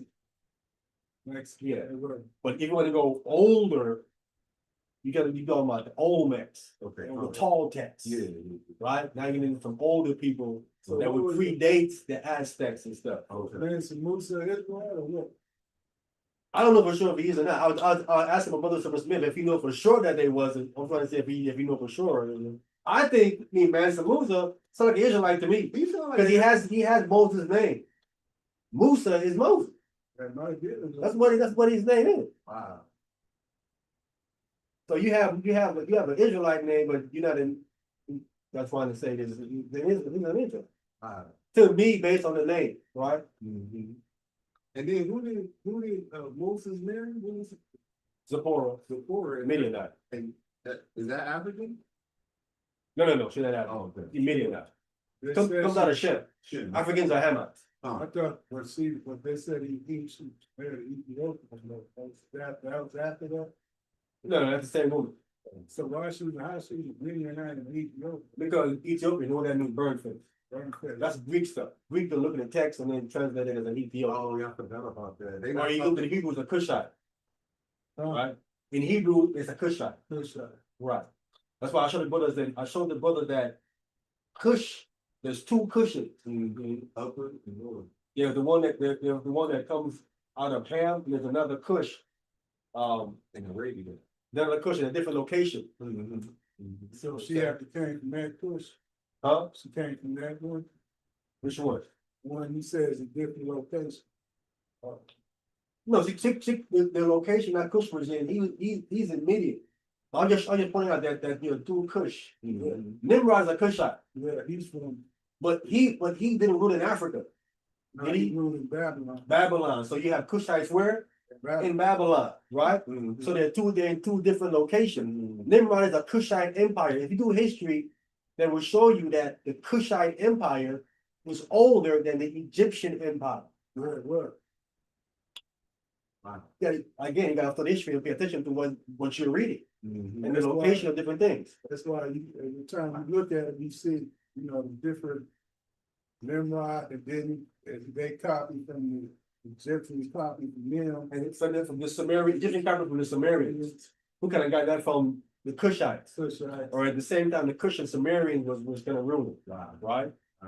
But Egypt clearly copied from the Sumerians. You can see stuff that predates Egypt in Samaria, then you see it in Egypt. So yeah, this again, that was the only pushback that was saying this verse is that you have Israelites that came over here before. Now in Solomon's time, it talks about Solomon had ships, right? With the Phoenicians. The Phoenicians are seafaring people. They sit all over the place. They brought back gold and all that kind of stuff, right? So they saying that they sailed over here into the Americas, right? And you can Google this and you get all the information gonna come up on you about where these ships went that Solomon said, right? We know because they found a grave all the way in Spain of a man that worked for Solomon. Right? He died in Spain in his grave. He said he worked for Solomon. But this is years after Solomon. So it's showing Solomon had people in different places all over the place. Right? So if you had one we're in Spain, you know what I'm saying? Obviously, you had people in other places. So is it hard to think that he sailed somewhere over here with the Phoenicians who sailed all over the place? Because when these men went and sailed, their voyage took 3 years to sail. Wow. Now, where are they going for a year and a half? Islands. It takes them a year and a half to get to wherever they were going, and a year and a half to come back. What's a year and a half so far away? Would be somewhere in the west. Wow. It don't take a year and a half to go somewhere in the east. You're already in the east. Right, right. Wow. It'll take you that long to get there. Now, if you're going all the way to the west, way over here, coming all the way down, coming all the way over here, year and a half, now it makes sense. You're coming over here to somewhere into the Americas. Yes or no? Yeah. Makes complete sense. Yeah. And a year and a half to go back. Mm. So the question is, what's the farthest place for a year and a half? And it's got to be the Americas. They nothing after here. What's after Americas? Nothing there. This is the farthest place. They're saying this is where Solomon's ships and stuff came. They came here. So they got all the gold and all the stuff. Because over here, we know there's a lot of gold over here, right? Especially in South America back in the days, or the diamond. Oh, yeah. That's why the Spaniards came down here. The Spaniards somehow found out that there's gold and stuff over here. That's the reason why they was coming down here, though, down there for gold. Huh. They said Eureka when they found it. Because they found out that the Phoenicians before them in Solomon's time was coming over here and connecting these things, right? And then actually settle certain people over here too as well. Settle certain people over here. So you have certain, and that's where you have the people, you have the old necks with the big lips and the big heads, purely black people. You know what I'm saying? Like Samoans. So what about the ones that said that the indigenous, that black folks, Indians, black folks were Indians? Who was saying it? It's just, anybody just said, they was here, Like the Louisiana purchases and all that. Yeah, there were some black people here already. They said the blacks was here before the It's Indians. true there was The no black Indians people said here. Yeah, the Indians say that. Like 16,000 years before they came. Indians say that. Not the American, not these ones that claim. Oh, no, not them. Not them. Not the $5 Indian. Right. Because they got a $5 Indian out come on Facebook, and he's trying to just debunk everything with these so-called. Yeah, but he not an Israelite. Them brothers like them trying to tell him that he's an Israelite. He said, no, I'm not an Israelite. He not the Israelite. You saw this, you know what I'm What talking are you talking about? Yeah, he's not the Israelite. He even admitted to it. He not about? the Yeah, Israelite. because them two brothers will tell them Indians, oh, y'all Israelites just to be just dumb. He's not a black Indian. It's called the black. His book called Black Indians. But they call us Indians, Wagos, and all that. Yeah, he don't know. Yeah, pretend that's what they say, oh, not pretending. Y'all got identity crisis, because brothers are the Moors, you have the Kenneth, you have the Israelite, they think we don't know who we are. So they trying to say we got an identity crisis. Oh, we do have identity crisis. Muslims. As a nation, we do. Yes, and they, Because a lot of our people, some of them we Muslim, yeah, that's what I'm saying, right? because, Because identity crisis. Shabash. yeah. Because you got the Nation of Islam and think they Muslim, but then at the same time, Farrakhan trying to say we the children of Israel. And some of them think we Africans too. That's something we have to We have an identity crisis for sure. do. We can't You signed it. sound better than all of them. Most of the time, none of that stuff make no sense. Chemistry don't make no sense whatsoever. They say it's myth. Even they say it's myth. Not real. Yeah. Yeah, they said that all that stuff about the religion. them gods. Yeah, Jabari said that's myth. yeah. It isn't literally. He just had a debate. He just debated Reggie. Is the letters real or not? So Jabari is saying that they're not real. We're saying that the Most High and the angels are real. We ain't talking about they no myth, but he's saying that the Egyptian spiritual system is fake. It's made up, not real. You said that Jabari or? That's what Jabari said. An Egyptian. Yeah, like if you bring up stuff about Geb, because Geb is the earth, Right. right? But Geb is doing something nasty with his private, with his mouth and all that kind of stuff, and he's trying to say they wouldn't look at it like that, but we today are looking at it like that, because that's how it looks today to us. But he's saying they understood it differently, which they probably maybe kind of understood it differently. You know what I'm saying? Maybe could have, right? The people back then are really naive to a lot of stuff. They worshiping statues of cows and stuff like that. You're like, that's crazy. You made it just now. How is that not your God? You just made it. Am I right or wrong? So you say, you thinking like, wait a minute, how you worshiping God? You just made it. Dude just made it just now. Like a Play-Doh or something. Like you saw him making it. Yeah, They saw Aaron make the calf in the wilderness. So how that your God? You talking about Aaron? Yeah, I'm talking about, but I'm saying other people, the guy that make it, he worshiping too. You know what I'm saying? You're gonna make your own God and say you make your God and that God made you. You just made it. Just that's what I'm saying. So you think of they're thinking levels kind of like are they smarter? What's going on with them? That calf was made in the wilderness. That was going off into an identity crisis right there. No, that's going off. They're going off. They're going back to Egypt. Yeah, but then you could say that they had a little identity crisis of this God worship. That not an identity crisis, but a crisis of who's God? Yeah, who's God? Yeah, who was God? They're going back to the Egyptian stuff. Yeah, they're going back to the Kemet, Yeah, early, whatever the hell they. yeah. Then I see these brothers out here, man, they be walking around with Jekyll masks. Yeah, but I'm saying there seem to be something that is missing. There's got to be something that's missing, right? For them to believe that kind of stuff like that, what do you think is missing?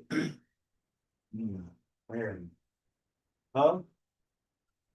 Here's what's Common missing. sense. No. Information. If those people literally saw a figure with a cow head that was walking around Right.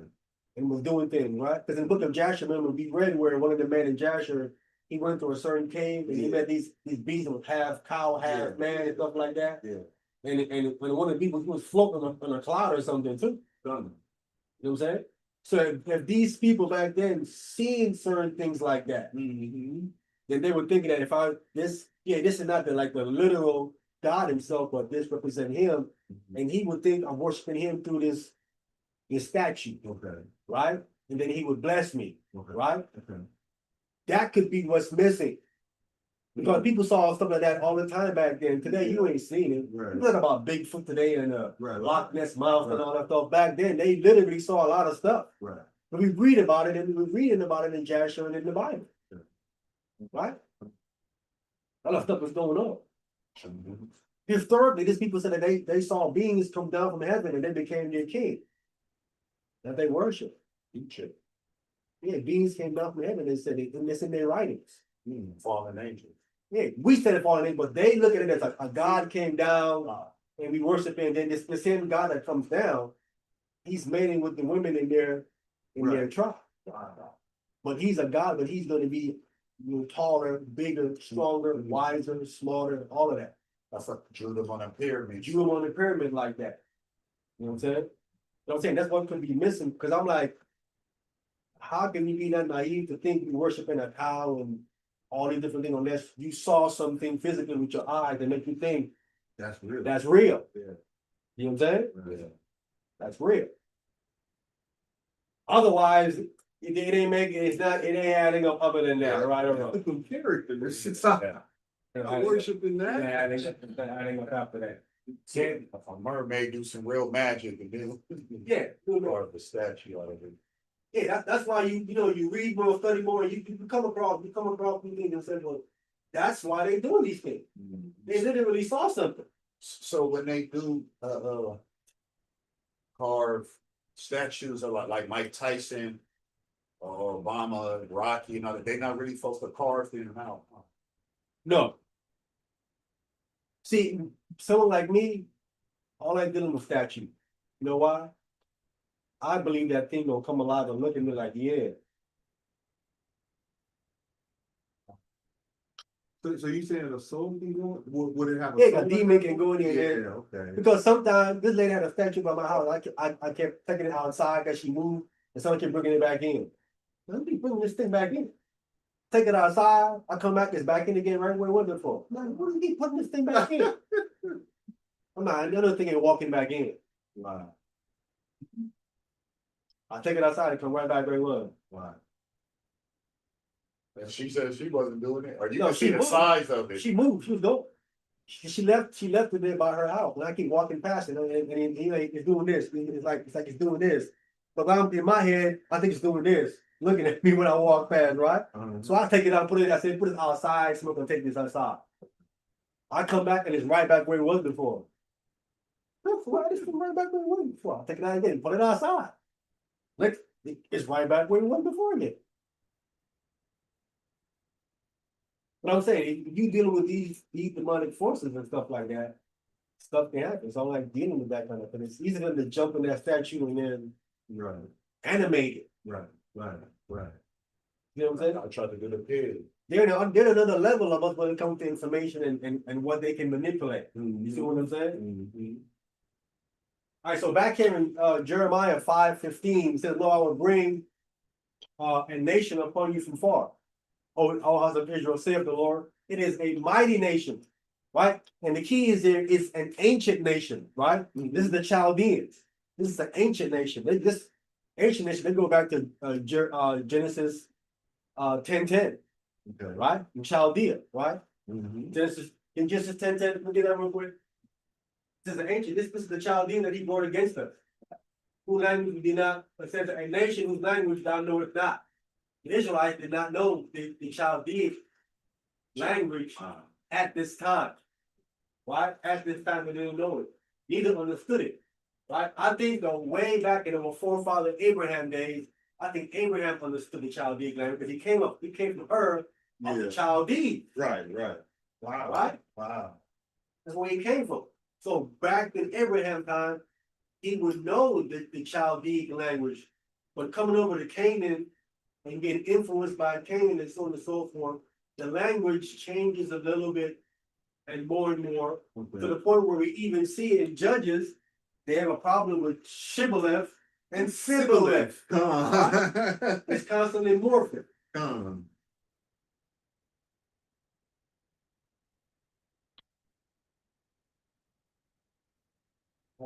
Genesis 10:10. Wow. All right, who got that? Go ahead. Genesis chapter 10, reading at verse 10. And the beginning of the kingdom was Babel, and Erech, and Akkad, and Chalme in the land of Shinar. Shinar, Iraq. All right? Iraq. That's ancient Iraq right there. Ancient Iraq. So Right. what is Iran called? What? Iran. What was it called? You know what I'm saying? You said it's that's Iraq, right? That's where it is. Okay, so what's That's the area that they built the Tower of Babel at. That So- area right there, Shinar. Iran was called something else? Babylon. What you mean? What was the name Iran? Before? Yeah. It was Iran. It was Iran. This is the land of Shinar. The land was called Shinar, but the people in the land, the people Iranians. Right? The people in the land is Iranian. So they kept the name, they just don't. Yeah, they have a different today. They got the Iranians go back to Is that Mesopotamia? huh? Is that Mesopotamia? No. They the Persian and the Persian and me. That's the Persian and me. That's them. They're Persians. Persians. Persians are Iranians. Yeah, Right? right, yeah, They yeah. called Persians before, but today they call themselves Iranians. Iranian, yeah, that's right. You know what I'm saying? Some of them still call themselves Persian. So we call it correct. Yeah. Because of the Persians. And they had a conflict and they were killing it, they were calling it, the outside people were calling them Iranians. When you go into the land, they said, no, we Persian, you talking about, we ain't no Iranians. So there was a conflict, you know what I'm saying? So they convinced them that, listen, you guys are Persians, but can you keep the name Iranian because we have it on all the maps? Right. All the maps say Iran. You can go check all the maps to Persian. It's too much, all the maps all over the place, you can't change all the maps. Oh, So they made an agreement to say, okay, we're gonna keep it as Iran, which is stayed today on the maps. But the culture they understand is Persian. like a Persian That's rug. what I think. Like a Persian rug, they call it, right? They don't call it an Iranian rug. It's a Persian rug. A Persian cat. Huh? Persian cat. Huh. Like, Yeah. yeah, that's why I think it's named because that's a Persian or Iranian. It's one of the two. So this is the ancient kingdom of Babel, right? Kingdom of Babel, which has Erech, Akkad, Calneh, and all in the land of Shinar, right? That's ancient Chaldea, Babylon, right? Babel. That's what we reading here in the book of Jeremiah. It's an ancient nation. Where it goes back to 10. That's the way with the Chaldeans against us. So we know who it is. So when you read this verse, there's certain things in the verses that let you know who he's talking about.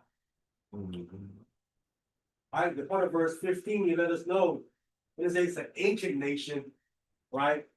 We know this ain't talking about Esau. He's not an ancient nation. You have to go all the way back to Genesis 10. Now you're talking about an ancient nation. So that's what we know as the Chaldeans. And further, it's a nation whose language we don't know. We didn't know their language. And we didn't understand what they were saying. Right? Only certain elders, certain people, and certain officers who travel, right? They know these different languages because that's their job. Because when they go to take the king's message to a different nation, Right. they gotta speak the king's language over. They can't come speak in your language. They can say, what you saying? We don't know what you saying. Right. Right. So certain people specialize in that other language. You can send them to talk to the people over there.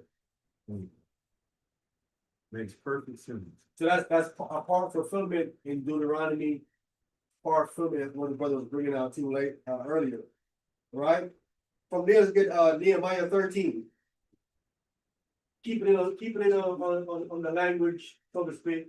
Nehemiah, the 13th chapter.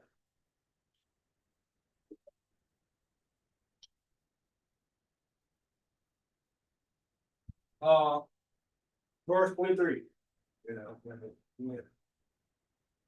Nehemiah chapter 13, verse 23. Yes, sir. Okay.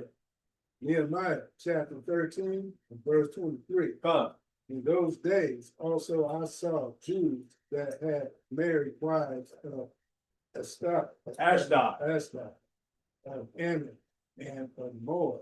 So you have Israelite men who was buried outside the nation, violating Torah.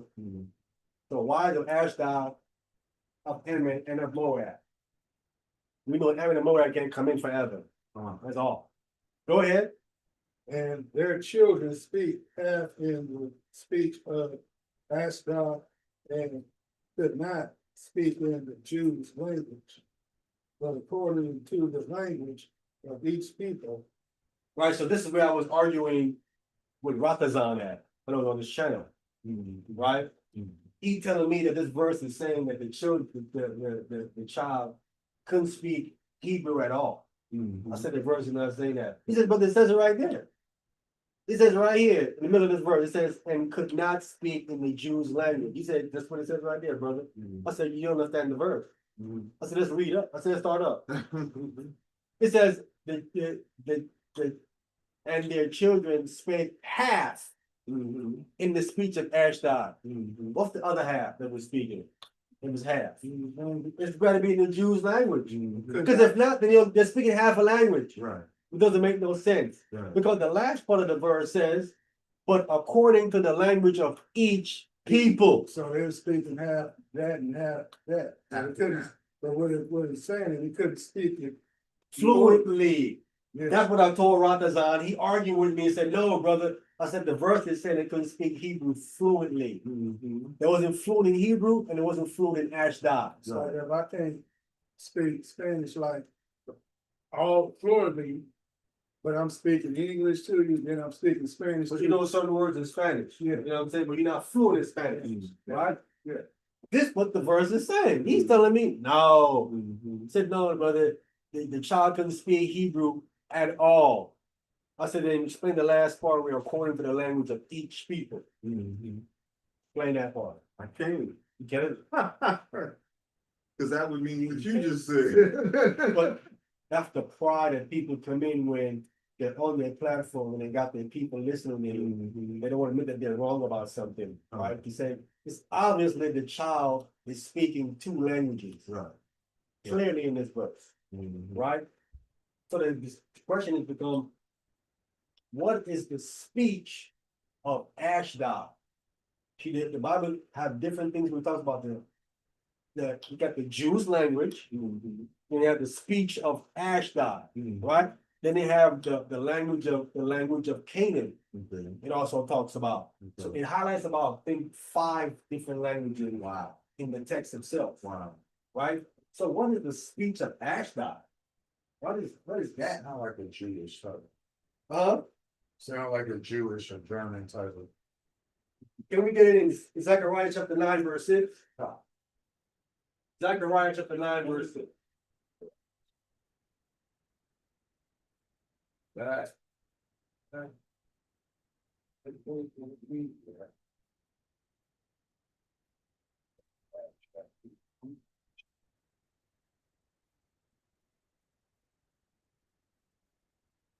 You said exactly right. chapter 9, verse 6. Yeah. Zechariah. Chapter 9, verse 6. Who got that? I'll take Go ahead. Zechariah chapter 6. I mean, Zechariah chapter 9, reading that verse 6. And a bastard shall dwell in Ashdod. In Ashdod, right? Ashdod. The same place where there was married women from, right? What's the bastard? Mixed child. Child out of wedlock. Mamzer. That could be Today in English, what does the word mean in English? Yeah, bastard. What is a bastard in English? Without a father. Without a father. child. Without a father. Huh? Child out of wedlock. You mean that? Can you do that? Yeah, but he has a father. Yeah, but that has a father, right? No, that word in English means without a father. Without a father, so how he?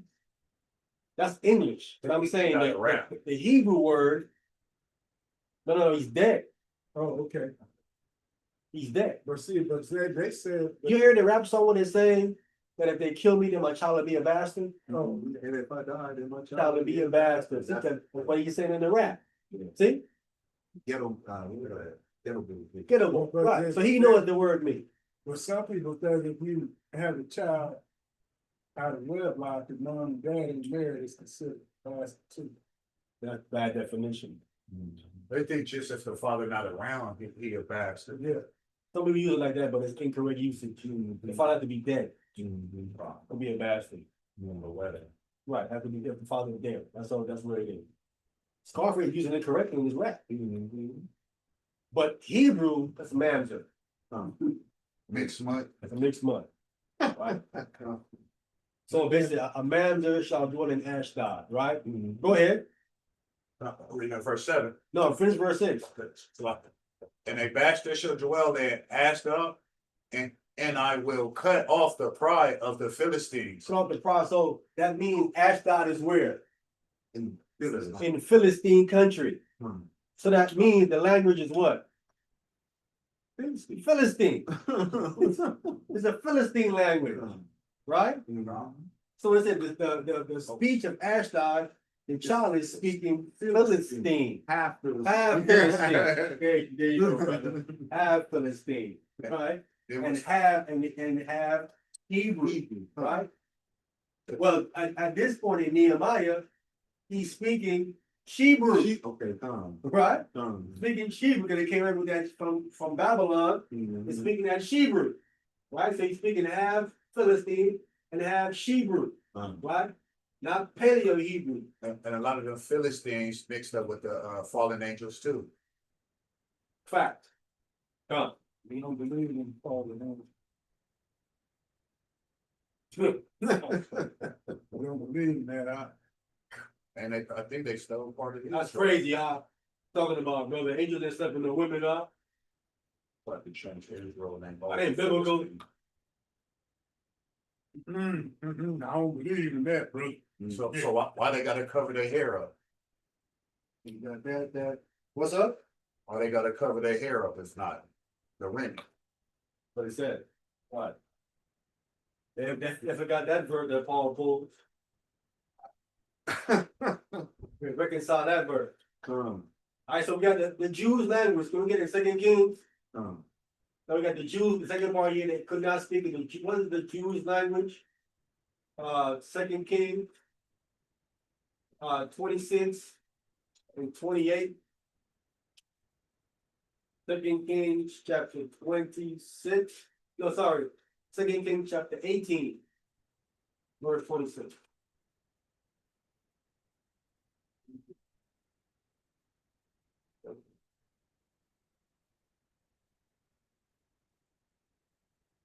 And we're gonna read verse 28. Go ahead. I got it. Go ahead. 2 Kings chapter 18, verse 26. Then said Eliakim, the son of Hilkiah, the Shibna, and Joah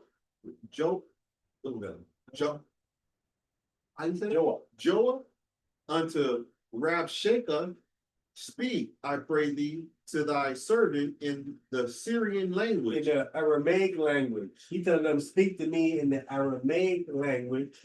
Go ahead. For we understand it. See, these men up here, Eliakim, Hilkiah, Shibna, Joah, they understand Aramaic. To speak to us in Aramaic, right? Syrian. Go ahead. And talk not with us in the Jews' language, Talk not with us in the Jews' language. Go ahead. in the ears of the people that are on the wall. He don't want the people on the wall to understand what's being said between them. The people on the wall don't understand Aramaic, don't understand Syrian. This is before they went to the Babylonian captivity. They didn't understand Aramaic language. So at this time, the Jews' language here is Paleo Hebrew, right? They don't understand Aramaic. Clearly, they don't understand Aramaic right here. Showing you that there's a difference in the language. All right, jump down to verse 28. Verse 28. Then Rabshakeh stood and carried with a loud voice, cried with a loud voice in the Jews' language. In whose language? In the Jews' language. So he speaks Paleo Hebrew. You see, these prominent men that they were sent, they know these men can speak that language to get across to you what they're trying to say. They can't come and speak in his language. They'll be like, we don't know what you're saying over there. You gotta go speak our language. So Rabshakeh knows Paleo Hebrew. Go ahead.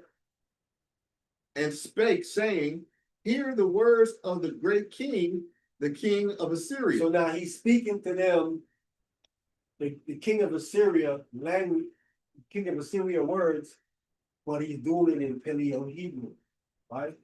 This is what I'm trying to get back to that. Paleo Hebrew. What Rabshakeh and them know. So to show you these people that live in Babylon, these people, not Babylon, this is Assyria. The people that live in Assyria, they know the original language. They got people that have documented it and know how it sounds. So try to research and find it, and that's why he's trying to hide these things. From you can find the traces of Paleo Hebrew back in that culture. So certain men knew it, so we can find out how it sounded and pronounced because they spoke it. So Assyria would be the key to find out how to. Assyria would be trying to find this stuff up. going their culture, going their writings, and when it spoke about Paleo Hebrew and Hebrew, the Jews language, we would clearly see what it is and how it's pronounced and the grammar and everything. Okay. If they spoke it, they would have reported it. You Okay. know what I'm saying? Hmm. Wow. But they hiding it. You think they want you to continue to speak that Hebrew because that Hebrew is a disconnect. The disconnect from the spirit. The power, yeah. All right, let's get one more in 2 Chronicles 32. What is that Hebrew? It says Yiddish. It's a mixture. Next, Yeah. There was probably people was always speaking Yiddish first. Until that guy started trying to bring back the Hebrew, but they still bringing back the Yiddish back again. Because you know that the Yiddish is still spoken, but the Yiddish is more spoken in a religious context. That Hebrew is like an everyday language, but if you don't want to get religious and sacred, you have to go back to that Yiddish stuff. Okay. So 2 Chronicles 32, verse 18.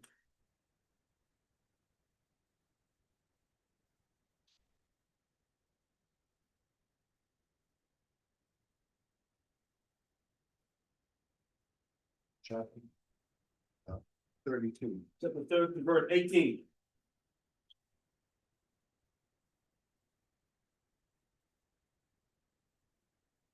We are to verse 21. We got that. Okay. Go ahead. 2 Chronicles chapter 32 and verse 18.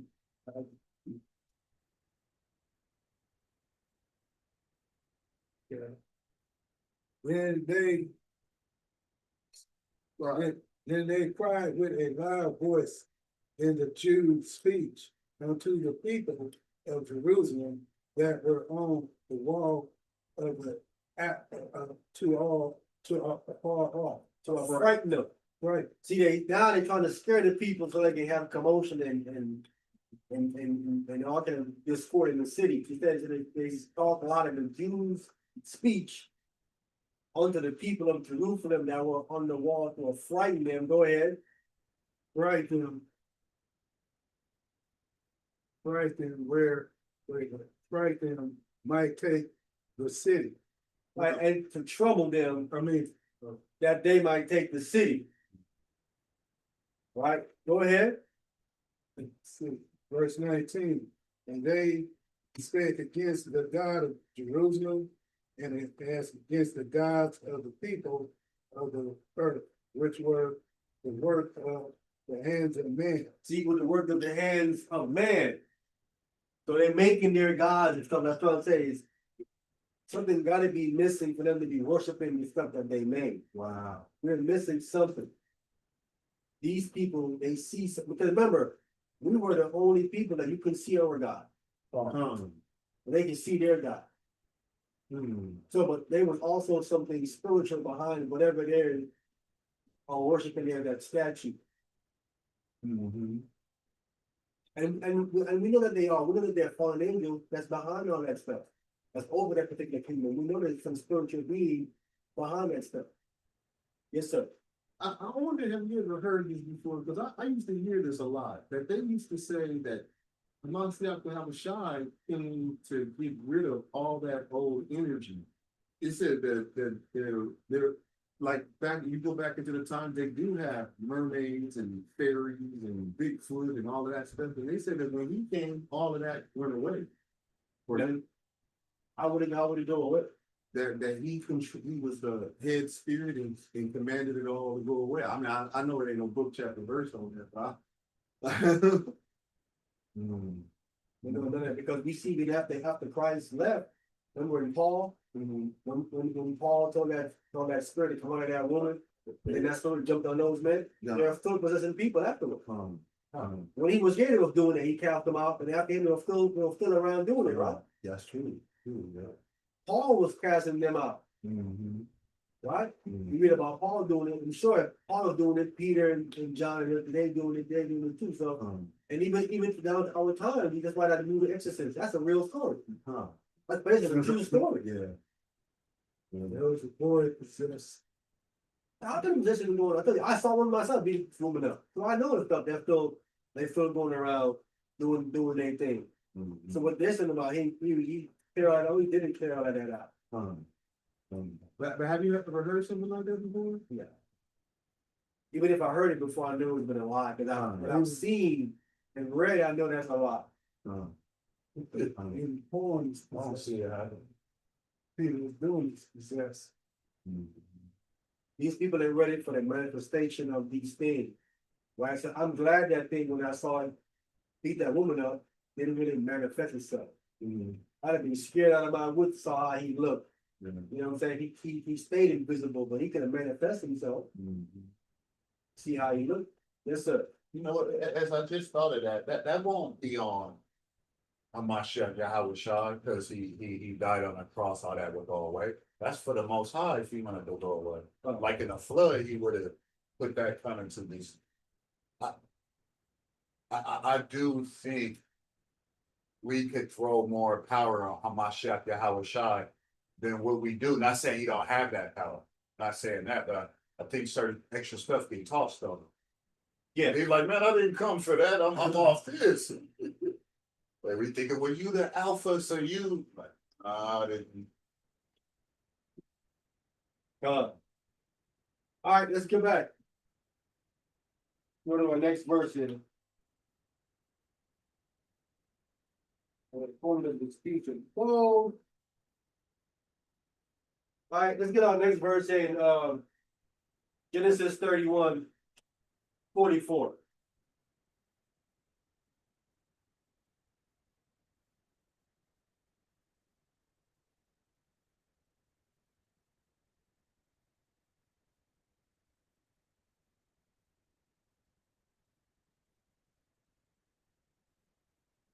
I think yours said 32, huh? Like you said, Genesis what? Genesis 31:44.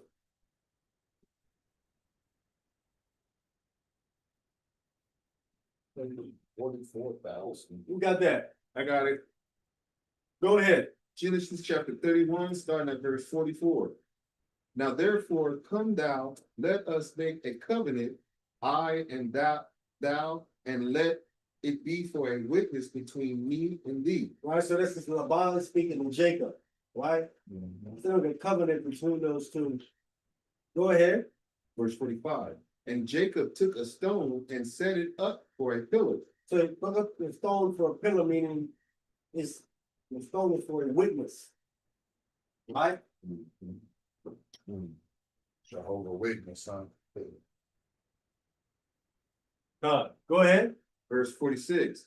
And Jacob said unto his brethren, gather stones. And they took stones and made an heap, and they did eat there upon the heap. So what they did is that they eat on them, so they got a stone and ate upon those heaps.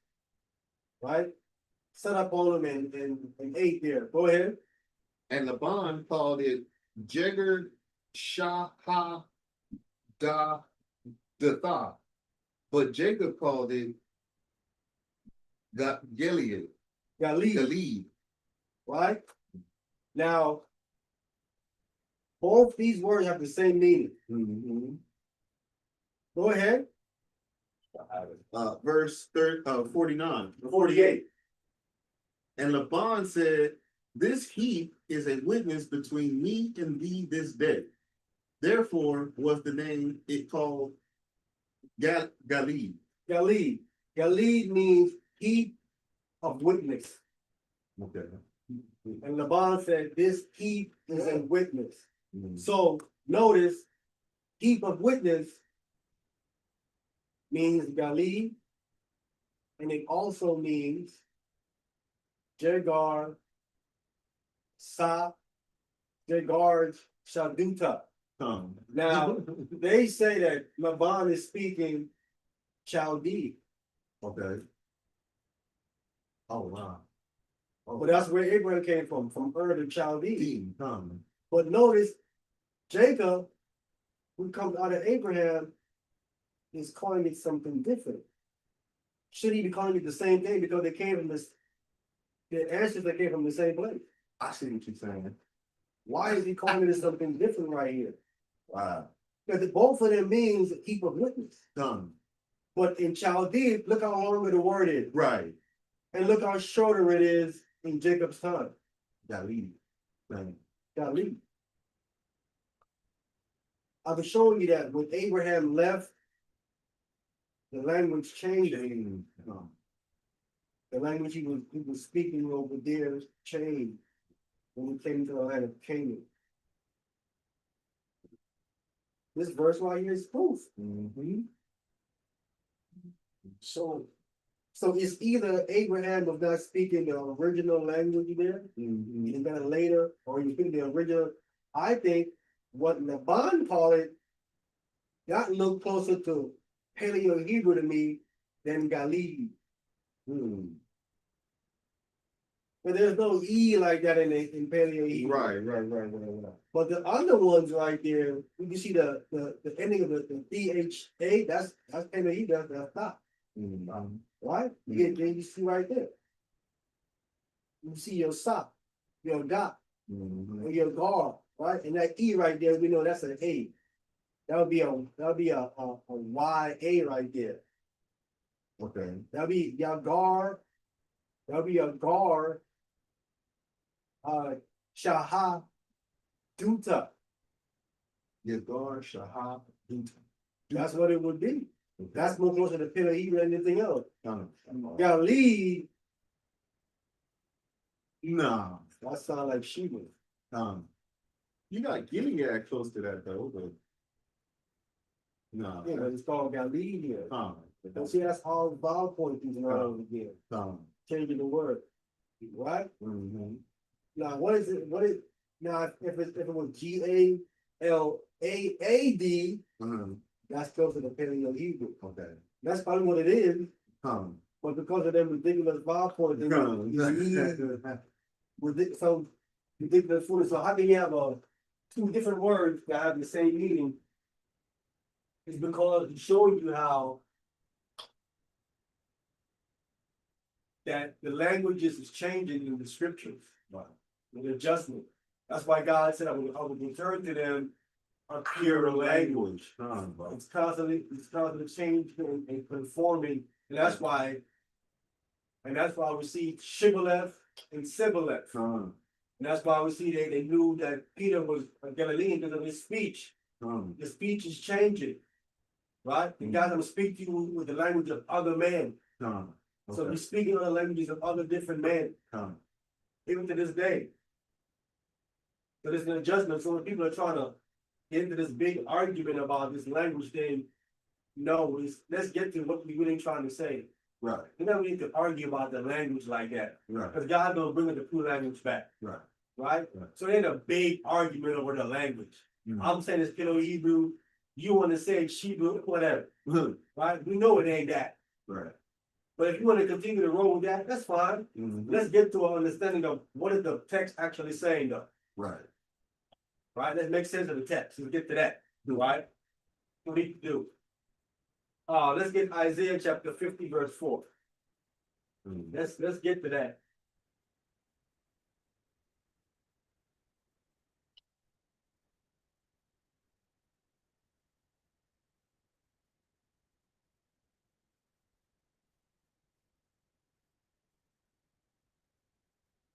But this is what we need here, right? Go ahead. Isaiah chapter 50, starting at verse 4. Talk. The Lord God hath given me the tongue of the learned. See what we need for the most out of you, the tongue of the learned. Right? Go ahead. That I should know how to speak a word in season to him that is weary. See, that's what we need. So we know how to speak a word, right? And a word could be, that could be you trying to talk someone down or show them something, right? It says in season to him that is weary, tired, right? Because that's kind of where we are right now with people in this community, or this so-called community.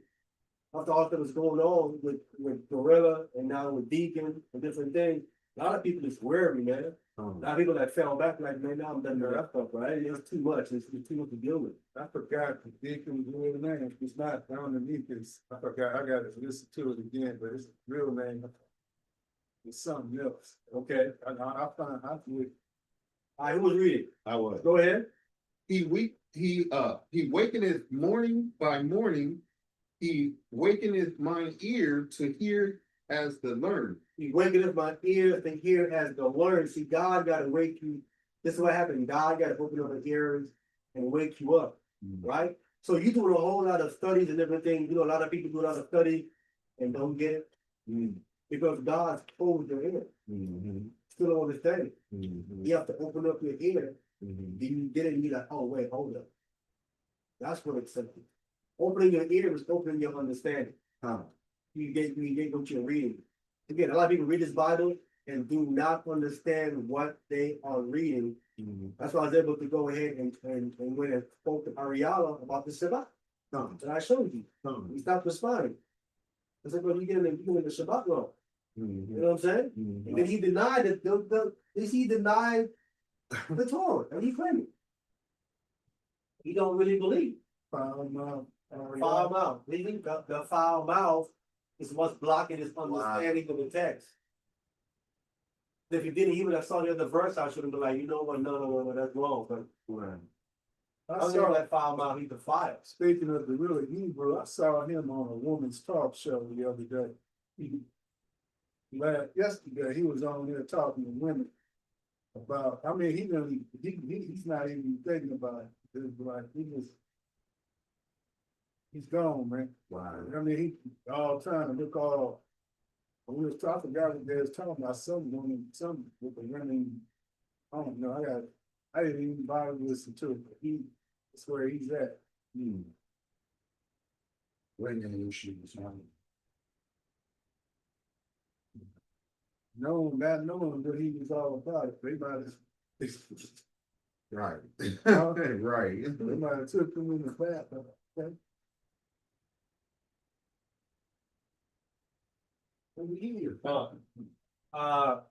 Ecclesiastes in the Bible, chapter 10, verse 11. This is the last one here. Ecclesiastes in the Bible, chapter 10, verse 11. So when you took your advantage of him? Yeah. Come on. I'm gonna show you. I'm gonna show you. Boy, back there.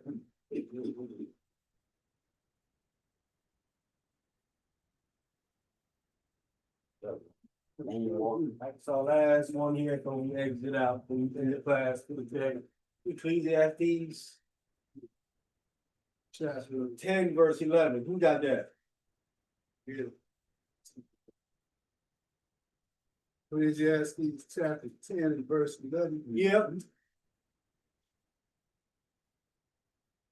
There. Ecclesiastes chapter 10 verse 11. Surely the serpent will bite without enchantment. Certainly the serpent would bite without it being enchanted. Right? So if you don't enchant the serpent, you don't bite. Right? What stops him from biting is the enchantment. Right or wrong? Wow. Okay, now what exactly is enchantment? Who was reading? for the stuff. Go ahead. And Enchantment? the blabber is no better. And the babbler is no better, right? So the serpent will bite if you don't enchant it. I gotta show it to you in the Hebrew, you can see it. In the Hebrew, surely the serpent will bite without enchantment, right? Enchantment is a whisper, right? Okay. Some type of incantation, right? It's like the language of a snake. Okay. Okay. Right? It's an enchantment, right? It says, and the babbler, here's the key now to this verse. Key to this verse is the babbler. In the verse of the babbler, you have two words here. The first one you have is Lashawan. Word. Language. Lashawan, the first word. Right? The next word you have here Baal, which is master. Right? So we say Word.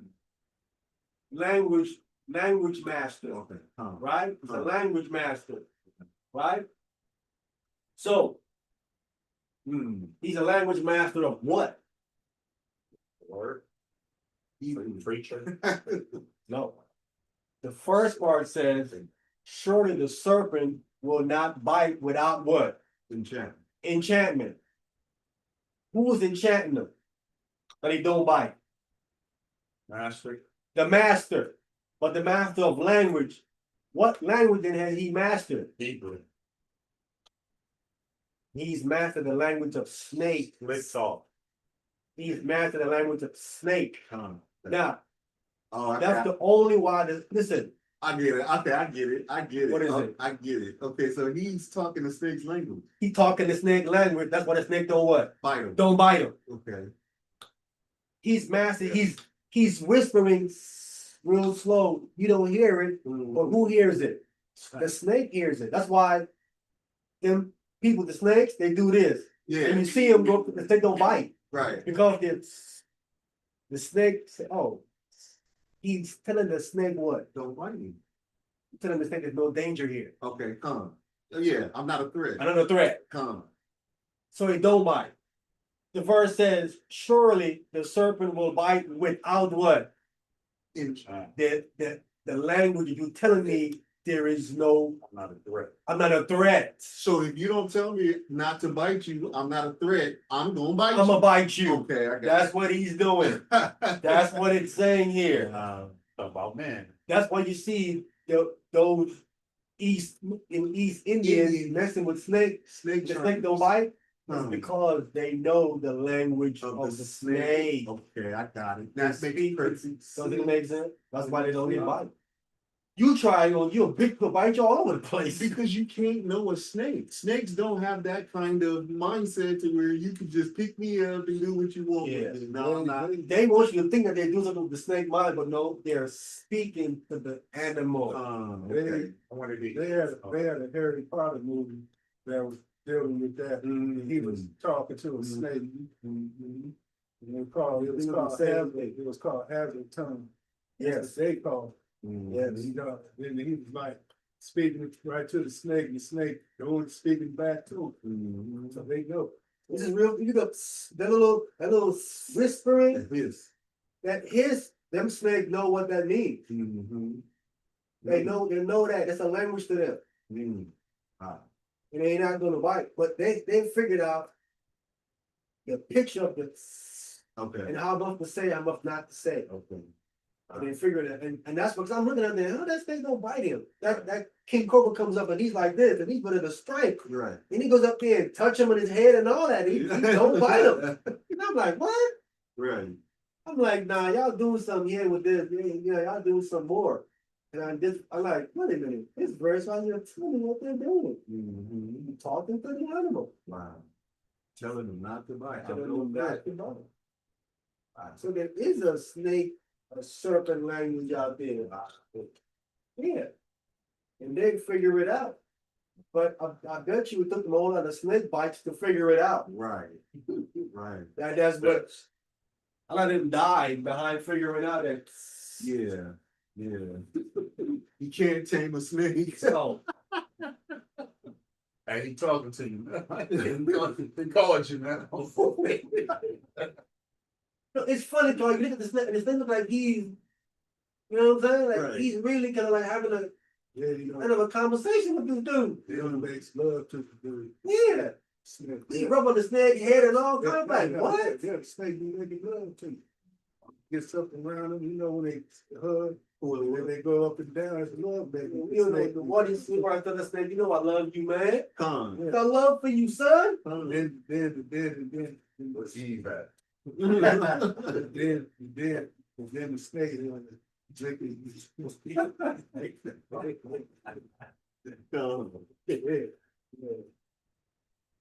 They go to fruit right there, man. Right there, buddy. Brothers bounce. And then said, right there in this live stream. All right, the doctor, for those gonna listen to this later, all praise to the Most High, Bashim Mashiach.